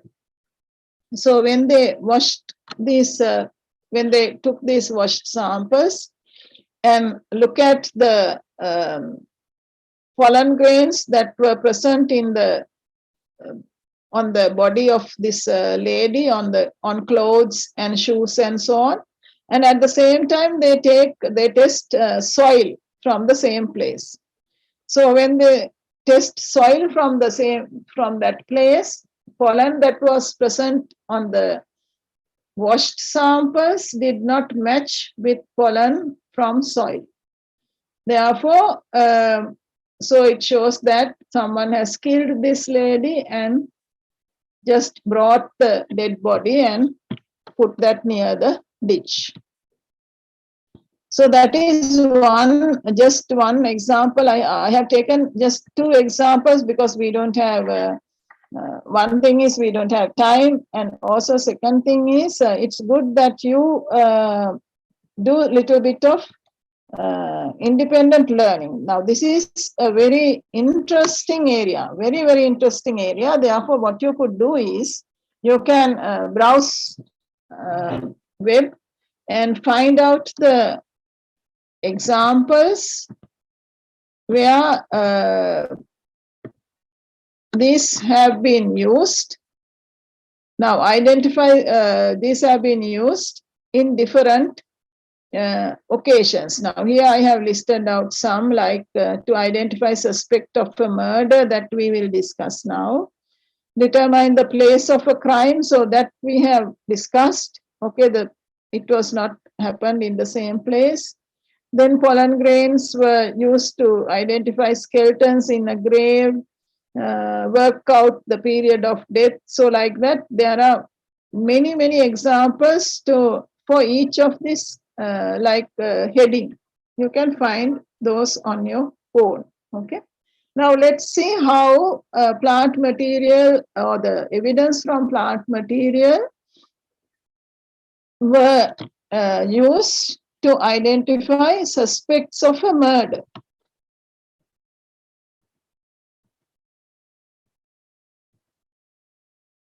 So it's regarding this one. Okay. Now this is also very widely used in forensic science, and I hope still you can remember this from your wood science.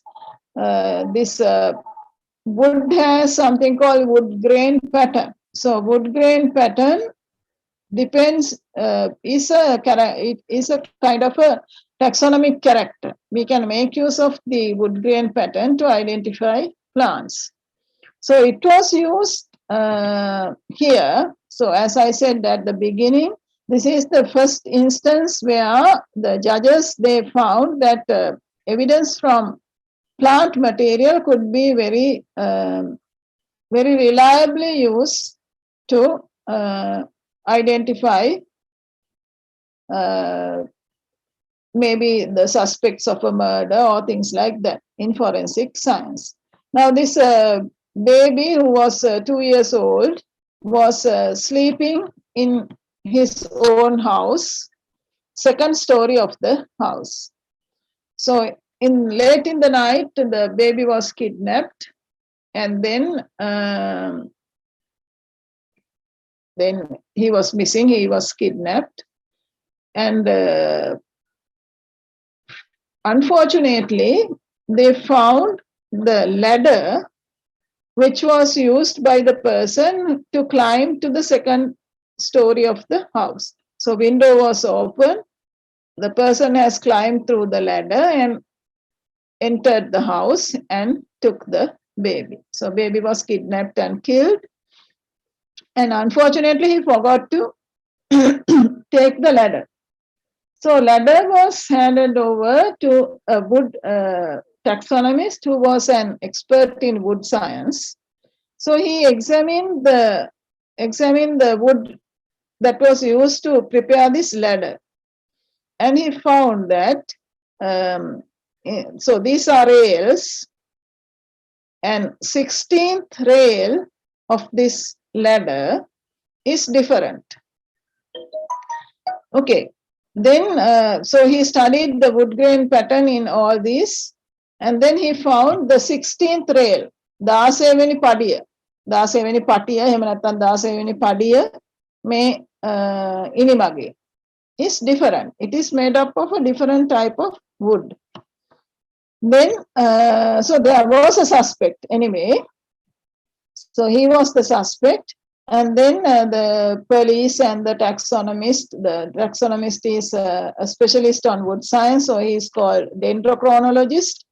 So all of them, they went to his house and they were looking here and there, and they found that in the attic of this person's house.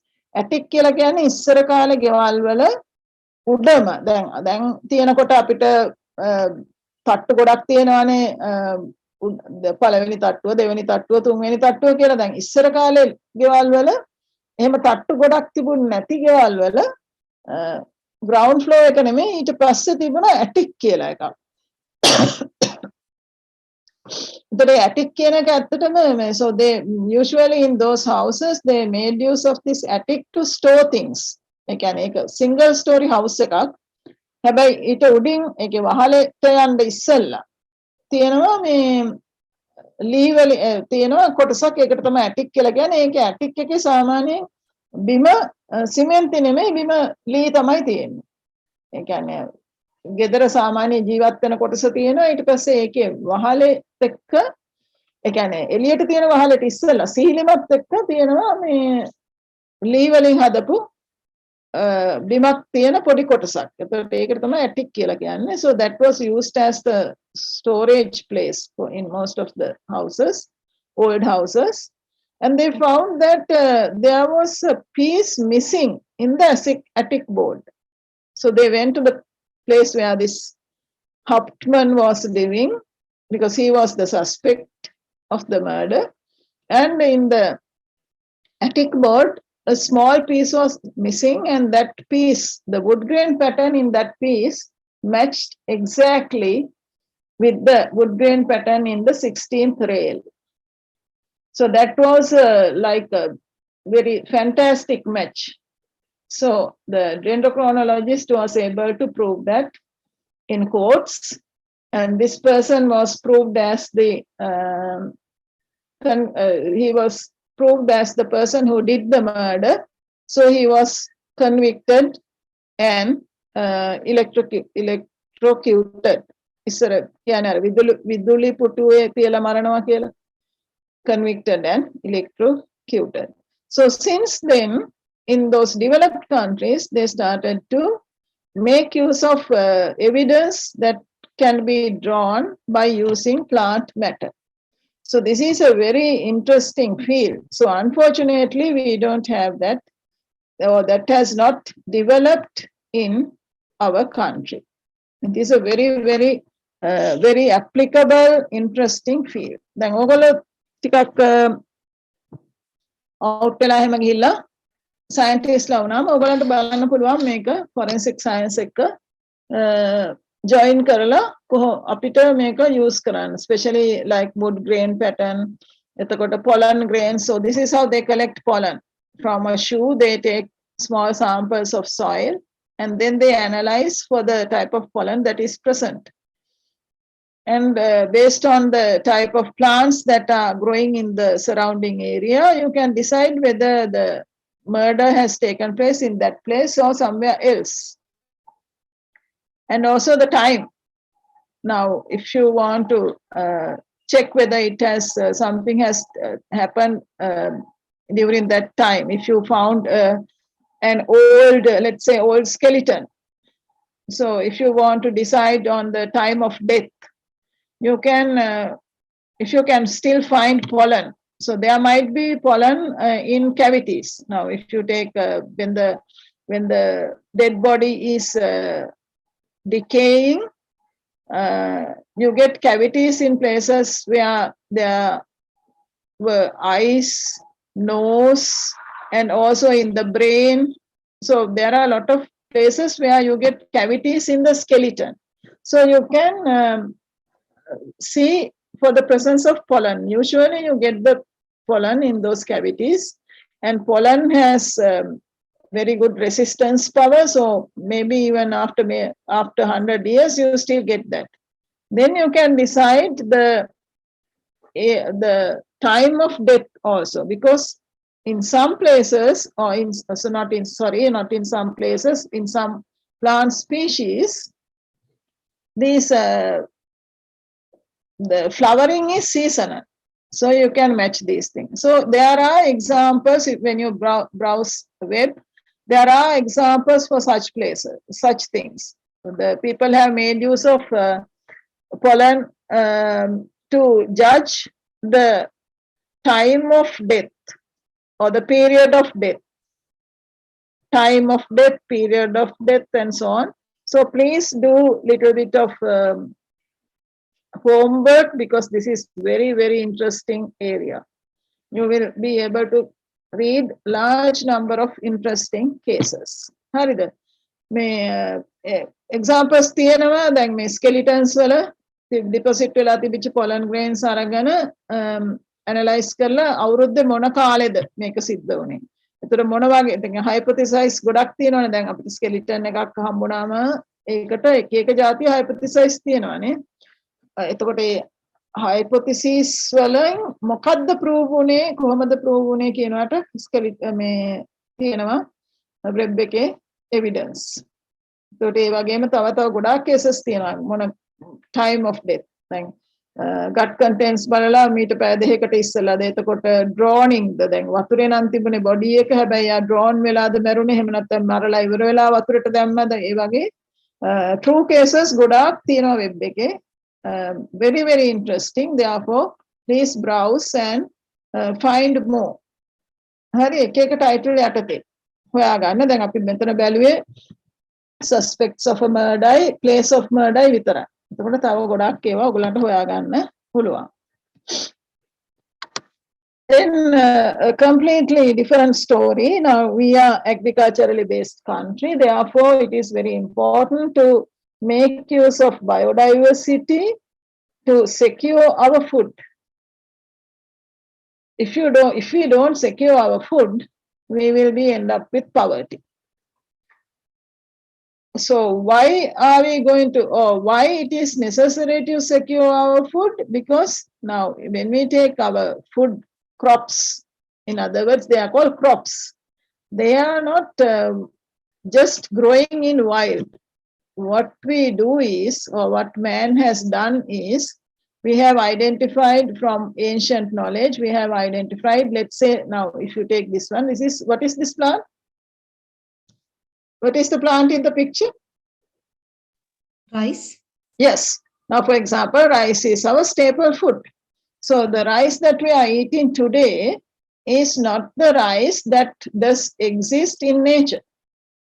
So man has developed it, crossed it, bred it so many times with so many different types of related plants that do exist in nature to end up with the product that we desire. So in fact, this is a synthetic one. Now, even though it is a plant, it is a man-made plant. So it is not in one instance or one try man make it.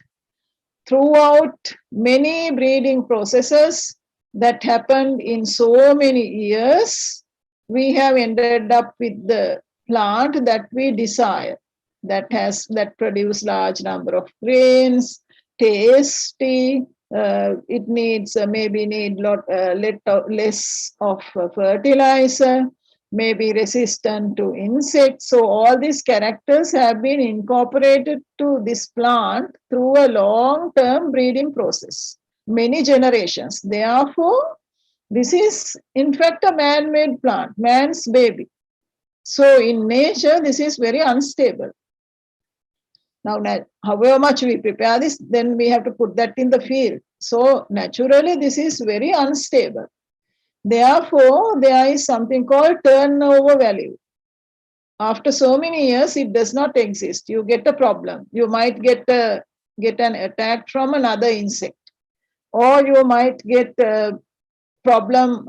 It might not be able to resist the sudden change in the environment. Something might happen. Therefore, even though we are consuming this man-made thing, agriculture sector, they are continuously doing research to prepare more and more of the same type. Maybe not the same rice, but rice that has different characters that we desire. So that sort of experiments are going on continuously, even though you don't know. For our crops, now, for example, tomato. The tomato that we are having today is developed through large number of crosses. So the tomato we are consuming today is not stable. Therefore, if we want tomato maybe in 10 years' time, now scientists, they have to go through another breeding program and be ready by after 10 years to have another type of tomato. Did you understand what I said? Did you all understand what I said?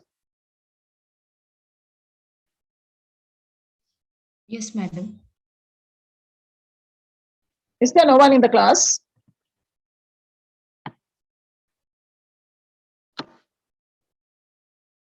Is there no one in the class? Yes, madam. Yeah. Did you understand what I said? Yes, madam. Now, that risk is there. So we always have to, even though you don't know, now in places like Gannoruwa Horticulture Research Station, then botanical gardens and different research, like we have Rice Research Institute, like that research institutes, they are continuously doing research, or they are continuously doing breeding programs to be ready for future. So for that, they have to make use of plants that are living in wild. They are relatives of our crops. So they are called crop wild relatives. So identify crop wild relatives, again, have to be done by taxonomists. Taxonomists are the people who know relatives of already existing man-made plants. Now, for example, if we want to incorporate a character to rice, taxonomists are the people who know in the wild what are the related plants present. So identifying crop wild relatives is done by taxonomists.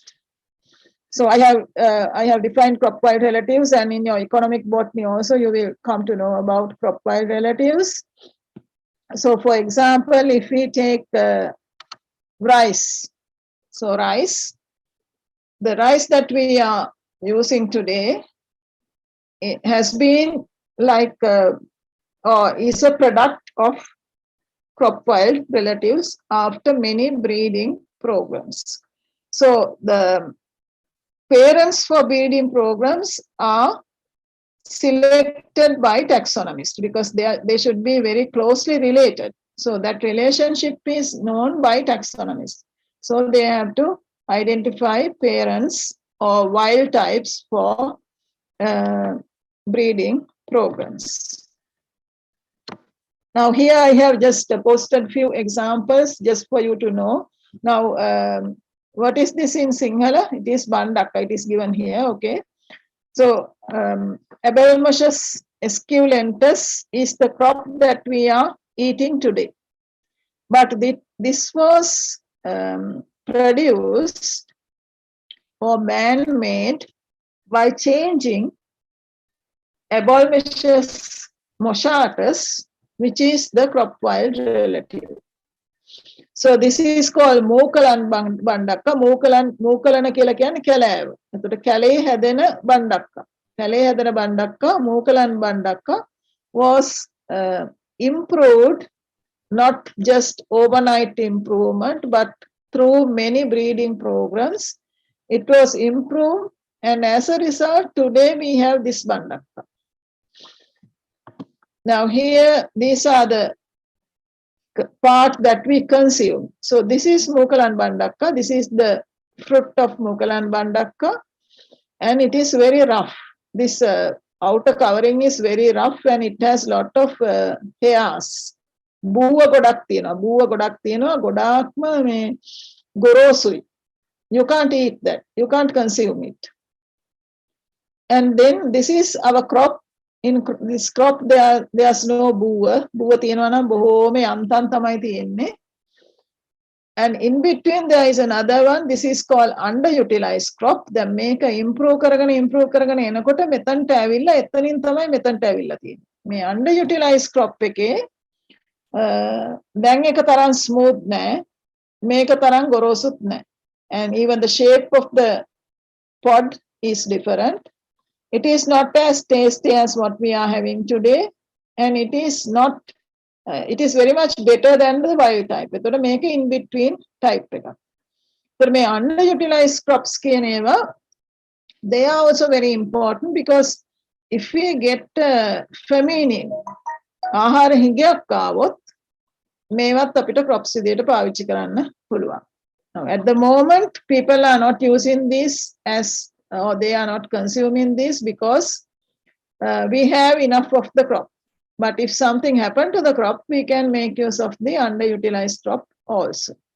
So to do all these things, the taxonomic knowledge is important. Then me Mookalan Bandakka wala මේකනේ pod එක. එතන මේ pod එක ගන්න breeding programs ගොඩක් යන්න ඕනේ. Generations ගොඩක් යන්න ඕනේ. එතකොට ඒ විදිහට cross කරන්න දැන් මේකත් එක්ක cross කරන අනිත් එක්කෙනා කවුද කියන එක දැනගන්න පුළුවන් වෙන්නේ taxonomist කෙනෙක්ට තමයි. So you need taxonomic knowledge to identify the crop wild relative. The same thing is true with brinjal or batu. So we have tibbatu, that is the crop wild relative. Then we have different types of brinjal, different shapes, different sizes, and then different colors. So all these are cultivated crops. And then we have underutilized one. This is called ahas batu. Ahas batu has a big white color fruit, and it is not as tasty as this one. But you can consume it if there is a food scarcity. So it is called underutilized crop.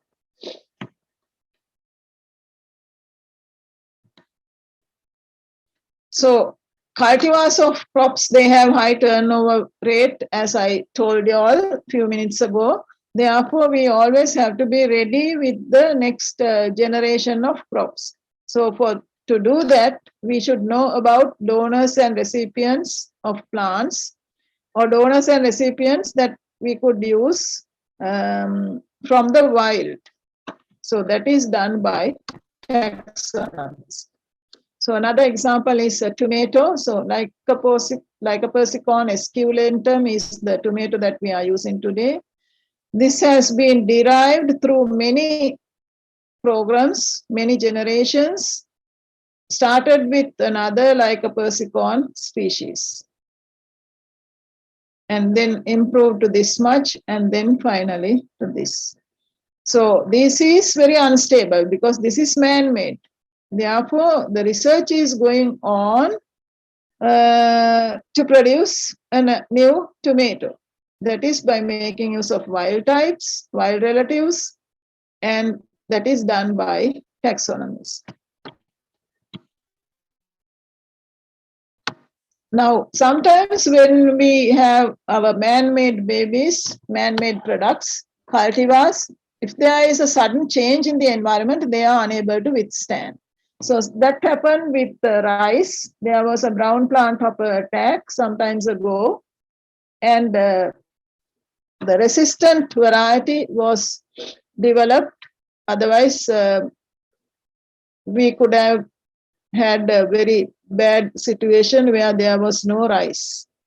So as soon as the brown plant hopper attack was discovered.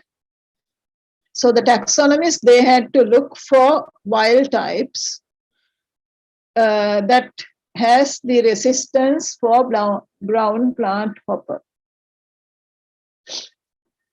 So wild Oryza nivara was selected to breed brown plant hopper resistance to cultivated rice varieties. So Oryza nivara is a wild type of Oryza sativa, and taxonomists, they found that we could cross Oryza nivara with Oryza sativa, and the brown plant hopper resistance exists in Oryza nivara. So the crop was saved by improving it using a wild type. So in such instances, this wild type is decided by taxonomists. So in places like Horticultural Research Institute, HORDI, then Plant Genetic Resources Center, in all these places, they make use of this taxonomic knowledge to decide these things.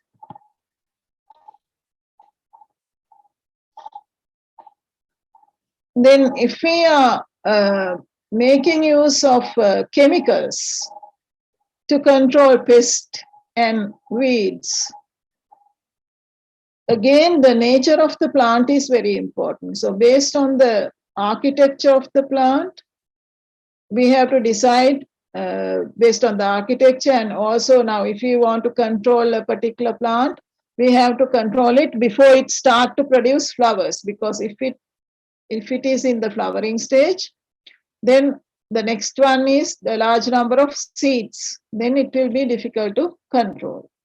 And we should know about the underground part, because if the underground part is very strong, even though we apply something to the above ground part, still we will have problems. So like that, the taxonomic knowledge regarding the plant's architecture, it is its life cycle, all these things are needed to decide on the control.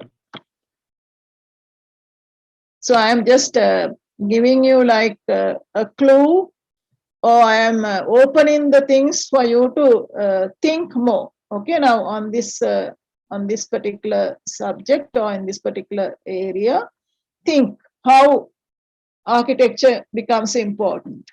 Now regarding flowers, I told already. So if there are a large number of flowers, it will produce large number of seeds. Therefore, we should know the life cycle, and whatever we are applying, we should apply before it starts to produce flowers. So like that, each and every point, try to think.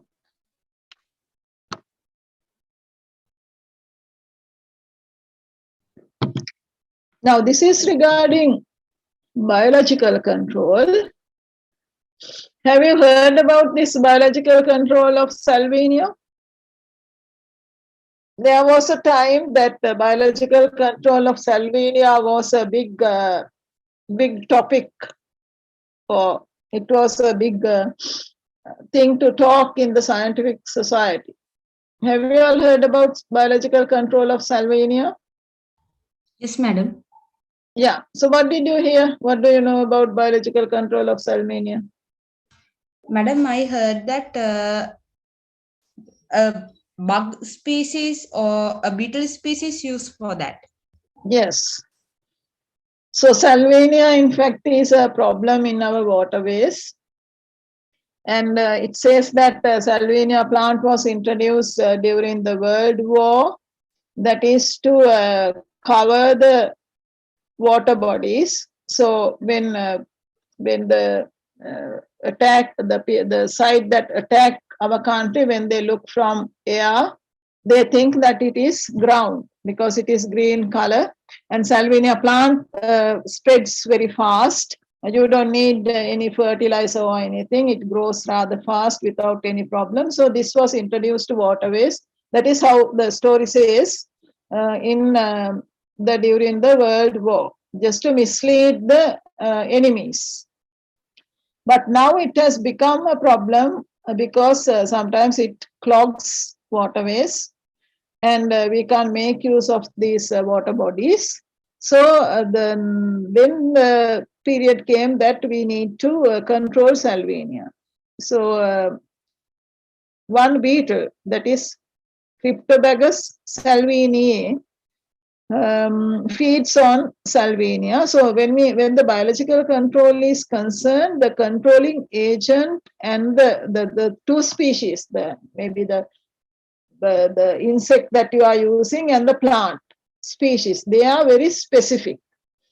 You can't just use an insect on another plant. Okay. Now, similarly, now if you look at this, now Cryptobagus salvinia feeds on Salvinia molesta. Cryptobagus singularis feeds on Salvinia auriculata. Now, if we want to control Salvinia molesta, we have to introduce Cytobagus salvini. If you introduce Cytobagus singularis, that will not control Salvinia. This might spread and this might also create another problem. Okay. So we have to be very careful. We should know how to identify exactly the plant that we are going to control. So this, in fact, is also reported as a true case where it was decided to import the insect, because this does not, at that time, it did not exist in our country, to import the insect as the biological controlling agent. So the people had to, or the scientists, they had to identify the Salvinia species that was growing in Sri Lanka. Earlier, the idea was the Salvinia species we are having in Sri Lanka is Salvinia auriculata.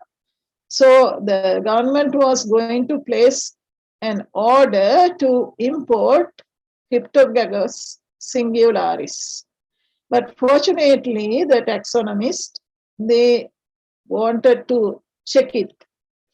And they checked and they found that in Sri Lanka, the species growing is molesta.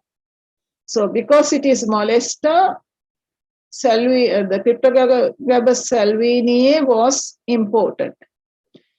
Now, based on whatever the saying, the previous view, if we have imported singularis, to import these, we had to pay a lot money, and also that might be a problem in the country because we are just bringing a foreign organism, which is of no use. So the happening of such a mistake was avoided because the taxonomists were able to identify it exactly as Salvinia molesta. Then botanicals. So what are botanicals? What is the meaning of a botanical? What are botanicals?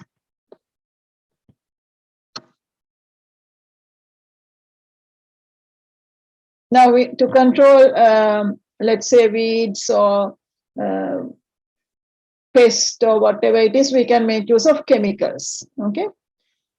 So we have weedicides, pesticides, and so on. Then we can make use of another organism, that is biological controlling organism. Then what are botanicals? Sometimes to control, let's say, pathogens, to control fungi, bacteria that attack plants, we use botanicals. What are botanicals? Substance derived from a plant. Yes, very good. Now, if you look at our nature, so naturally we have plants and all these different types of insects, beetles, fungi, bacteria, all are existing in the same environment. So it shows that plant has some kind of mechanism that was evolved in the course of evolution to control these bacteria, fungi, bacterial spores that are present, fungal spores that are present on air and depositing in the plant body, or maybe in soil and attacking their root system, and insects that are trying to feed on the plant. So the plant has developed some kind of defense mechanism in the line of in the course of evolution.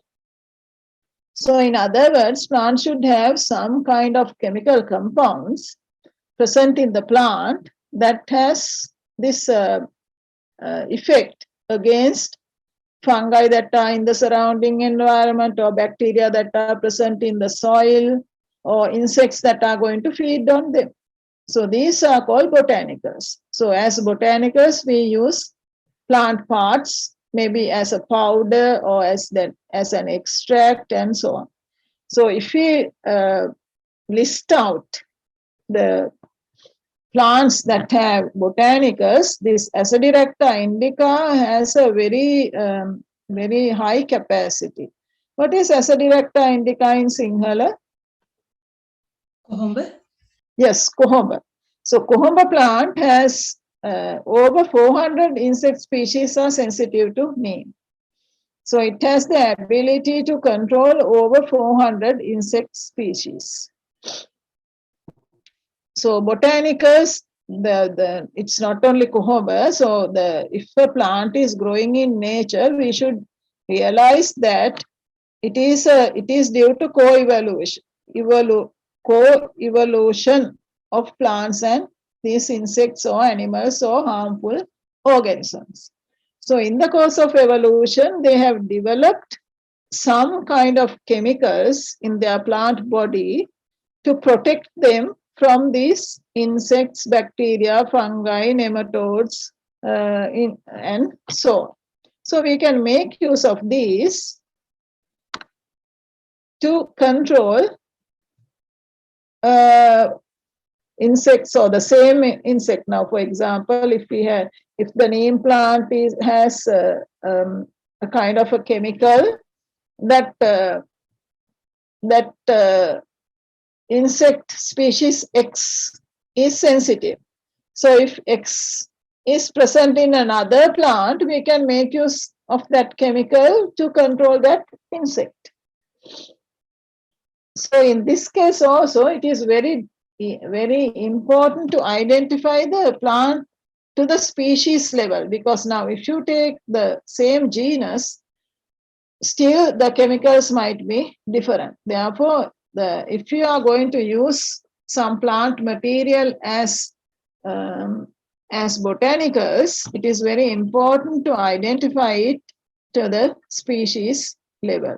So again, the qualified taxonomist should be there to identify before using it as botanicals. Now, then if I just explain it in Sinhala, then api nature baluhama, naturally baluhama, plants, insects like an aphids la, then keka plants wala feed karanaya, plants වලින් plants වලට ලෙඩ හදන අය, ඒ කියන්නේ disease transmit කරන අය, ඊට පස්සේ fungi, plants වලට ලෙඩ හදන fungi, bacteria, ඒවා ඔක්කොම එකම environment එකේ තියෙන්නේ. හැබැයි plant එක ඒකෙන් මුකුත් වෙන්නේ නැහැ plant එකට. ඒතකොට මුකුත් වෙන්නේ නැත්නම් ඒ කියන්නේ evolution එකේදී ඒගොල්ලෝ evolve කරගෙන තියෙනවා.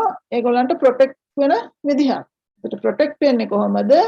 ඒගොල්ලන් evolution එකේදී ඒගොල්ලන්ගේ plant body එක ඇතුලේ chemicals හදලා තියෙනවා. මේ chemicals resistant අර එක්කෝ nematodes ලට එහෙම නැත්නම් fungi වලට ඒගොල්ලන්ට harmful organisms වලට resistant chemicals develop කරලා තියෙනවා.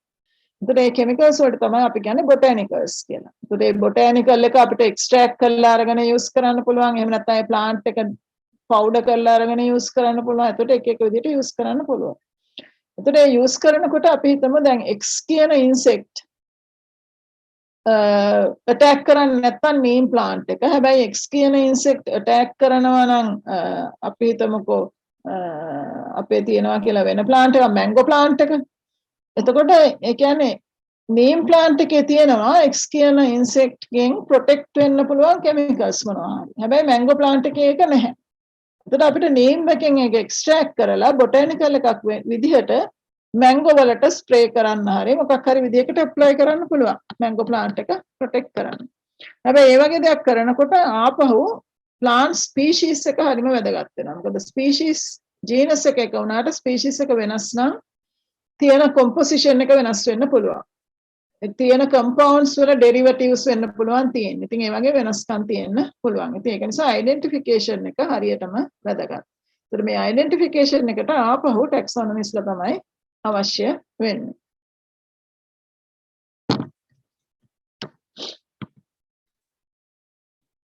Then role of taxonomist in horticulture. So if any of you like to be employed in Royal Botanical Gardens. In Royal Botanical Gardens, they prepare or they breed plants to get man-made plants. දැන් අපිට naturally තියෙන ඒවා නැතුව කොහෙවත් නැති ඒවා හදනවා. කොහෙවත් නැති ඒවා හදුවම they have a high demand in areas like horticulture and even crops. දැන් එතකොට plant breeding stations වලත් ඒක කරනවා crops වලට. Crops they prepare crops that do not exist in nature. So by crossing closely related taxa. Now this one, of course, now usually we know that they have to be very closely related to cross.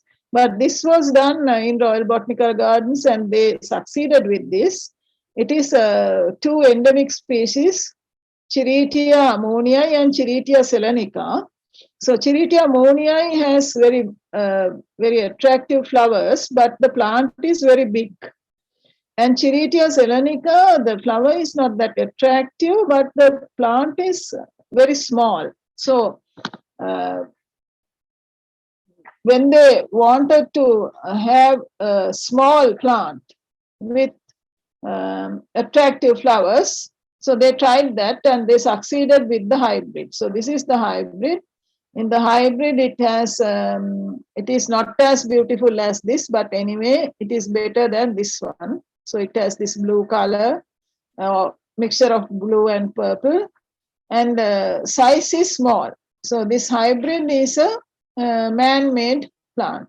So in Royal Botanical Gardens, they do a lot of such things. So these man-made plants, they have very high demand because you can't get them in nature. So they have a very high value. So same thing is true when agriculture is concerned. In breeding stations or in research stations, they make man-made plants of crops. So that is very important when the economy of the country is concerned. Now this one, of course, I got again from a person who was doing research for his PhD based on Vanda tessellata. So he has collected all these from wild. Now, if you look at the colors of these flowers, there is a huge range, and some of them they have spots, some of them it is just very like smooth, different colors. So these are pictures of true specimens collected by someone who did his PhD on Vanda tessellata. And the second aim was to make hybrids of these plants. So if you have a blue color flower with these attractive dots or something like that, which does not exist in nature. So in such fields also, the taxonomist is the person who does those things. So rather briefly, but I have touched different applications of plant taxonomy. So we started with the bitter world of drugs, and we ended up with beautiful world of flowers. And along this path, we have passed milestones in different fascinating applications. And if you sit down and think, you might be able to find more applications. So it's up to you to answer this question. Does this science suits 21st century, or do we need this for the 21st century? Can I get the answer from the class? What do you think? We need it, madam. Yes. Others in the class? What do you think? Arutti, what do you think? Is there any kind of application? Will you be able to find a job based on this knowledge? Yes, Arutti? I think I'll be able to find a job. Yeah. What about others? Shanika? Yes, madam, we need to. Yeah. Now, so these are the applications. Okay. So you have to learn the science to apply. So when you are learning the science, always keep in your mind the applications. Otherwise, you will find it boring. Okay, because you will be looking at characters, you will be learning about rules and regulations, so there are documents saying that if you have found a new plant, how to give a name. Okay, so you can't just give a name like you are just giving a name to a baby. You can't do that.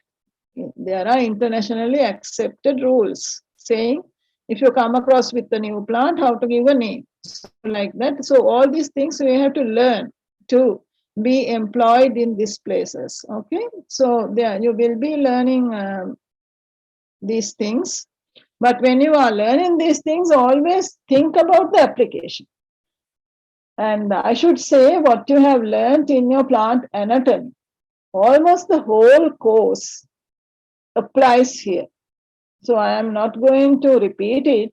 I know that Dr. Asanga has done it very well. And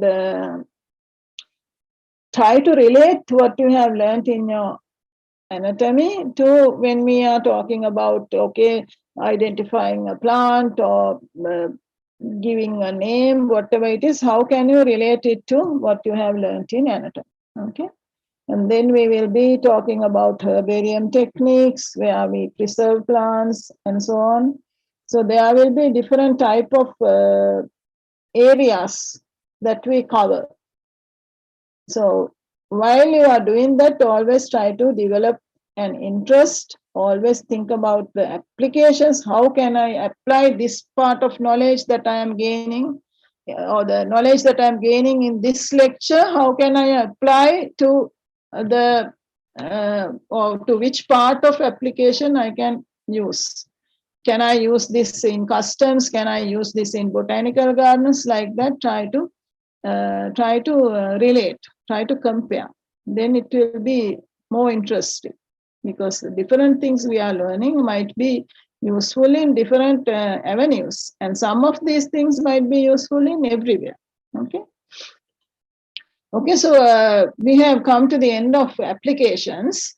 Now, don't forget to look for more examples when the forensic science is concerned, because I have done it very briefly. Just I have introduced, and there are a lot of reported cases. And next lecture, that will be on Thursday from 10 to 12. We can do, we can start with the lecture number 3 and 4. I have already uploaded, I think. I have uploaded 3 and 4, then 5, and then some reading, independent learning for regarding herbarium. Did you all go through the LMS? Yes, So in LMS, I uploaded the lecture 3 and 4.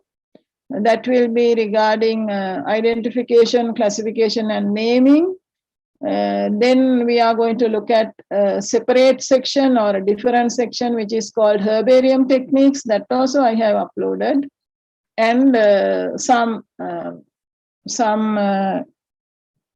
additional or independent learning presentations I have uploaded regarding the herbarium. because I think about 3 years ago, we used to, 3 years and above, I used to take students to the National Herbarium. And then we had one whole day of study in National Herbarium, looking at everything in the National Herbarium, identifying plants on your own and this and that. But due to, since 2020, due to COVID, we were unable to, we were not allowed to go. Okay, so 2020, I was not able to take, and 2021 also, I was not able to take. 2 batches I was not able to take to the herbarium. This time, your batch, we will try our level best, but now we have a different sort of problem. It's regarding fuel. So I will try my level best to take you all to the herbarium. If not, still, even if we go to the herbarium, it's good if you know the stuff. So to the two previous batches, because we were unable to go to the herbarium with the help of director herbarium, that's Dr. Anasinghe, we prepared some presentations. So these are also uploaded in the LMS. So please go through them. Then even if we go to the herbarium, it will be very much easier for you because you have gone through these presentations. And still, I am really, we are really doubtful regarding the possibility of taking you to the herbarium. Even if we are unable to go to the herbarium, the pictures that were taken inside the herbarium, everything is there. I have uploaded. Okay. So please go through them, and we will have the next lecture on Thursday as in the timetable 10 to 12. I don't think, when is the next economic botany lecture? Asanga sirge anik lecture එක කවදද තියෙන්නේ මේ සතියේ?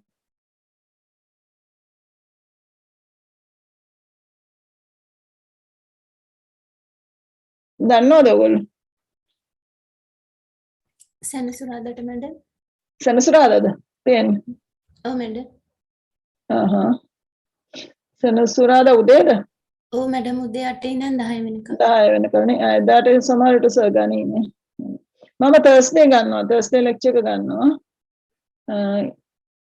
ඊට පස්සේ වෙනසක්, ඒ කියන්නේ වෙනසක් වෙනවා නම් මම කියන්නම්. තර්ස්ඩේට lecture number 3 and 4 බලන්න. හරි? Okay, then are you all okay with the lecture? ඔයගොල්ලන්ට මොනවා හරි වෙනසක් වෙන්න ඕනේද? ඔයගොල්ලෝ මගෙන් ඉගෙනගෙන තියෙනවනේ first day එකේ diversity ඉගෙනගෙන තියෙනවනේ. So I am not a stranger to you all. ඔයගොල්ලන්ට lecture එක okayද? මොකද? It's okay to me, madam. Okay, What about others? Yes, madam, it's okay. Yeah. So if you need any kind of change, please tell me, okay? You know about me, you have learned from me. So there's nothing to get scared. It always has to be a two-way process. If you find anything difficult, if you need anything to be changed, please tell me. So if possible, I will do that, okay? So let's stop today's lecture. We have done 3 hours and we have finished the first section. So let's meet on Thursday at 10 o'clock, okay?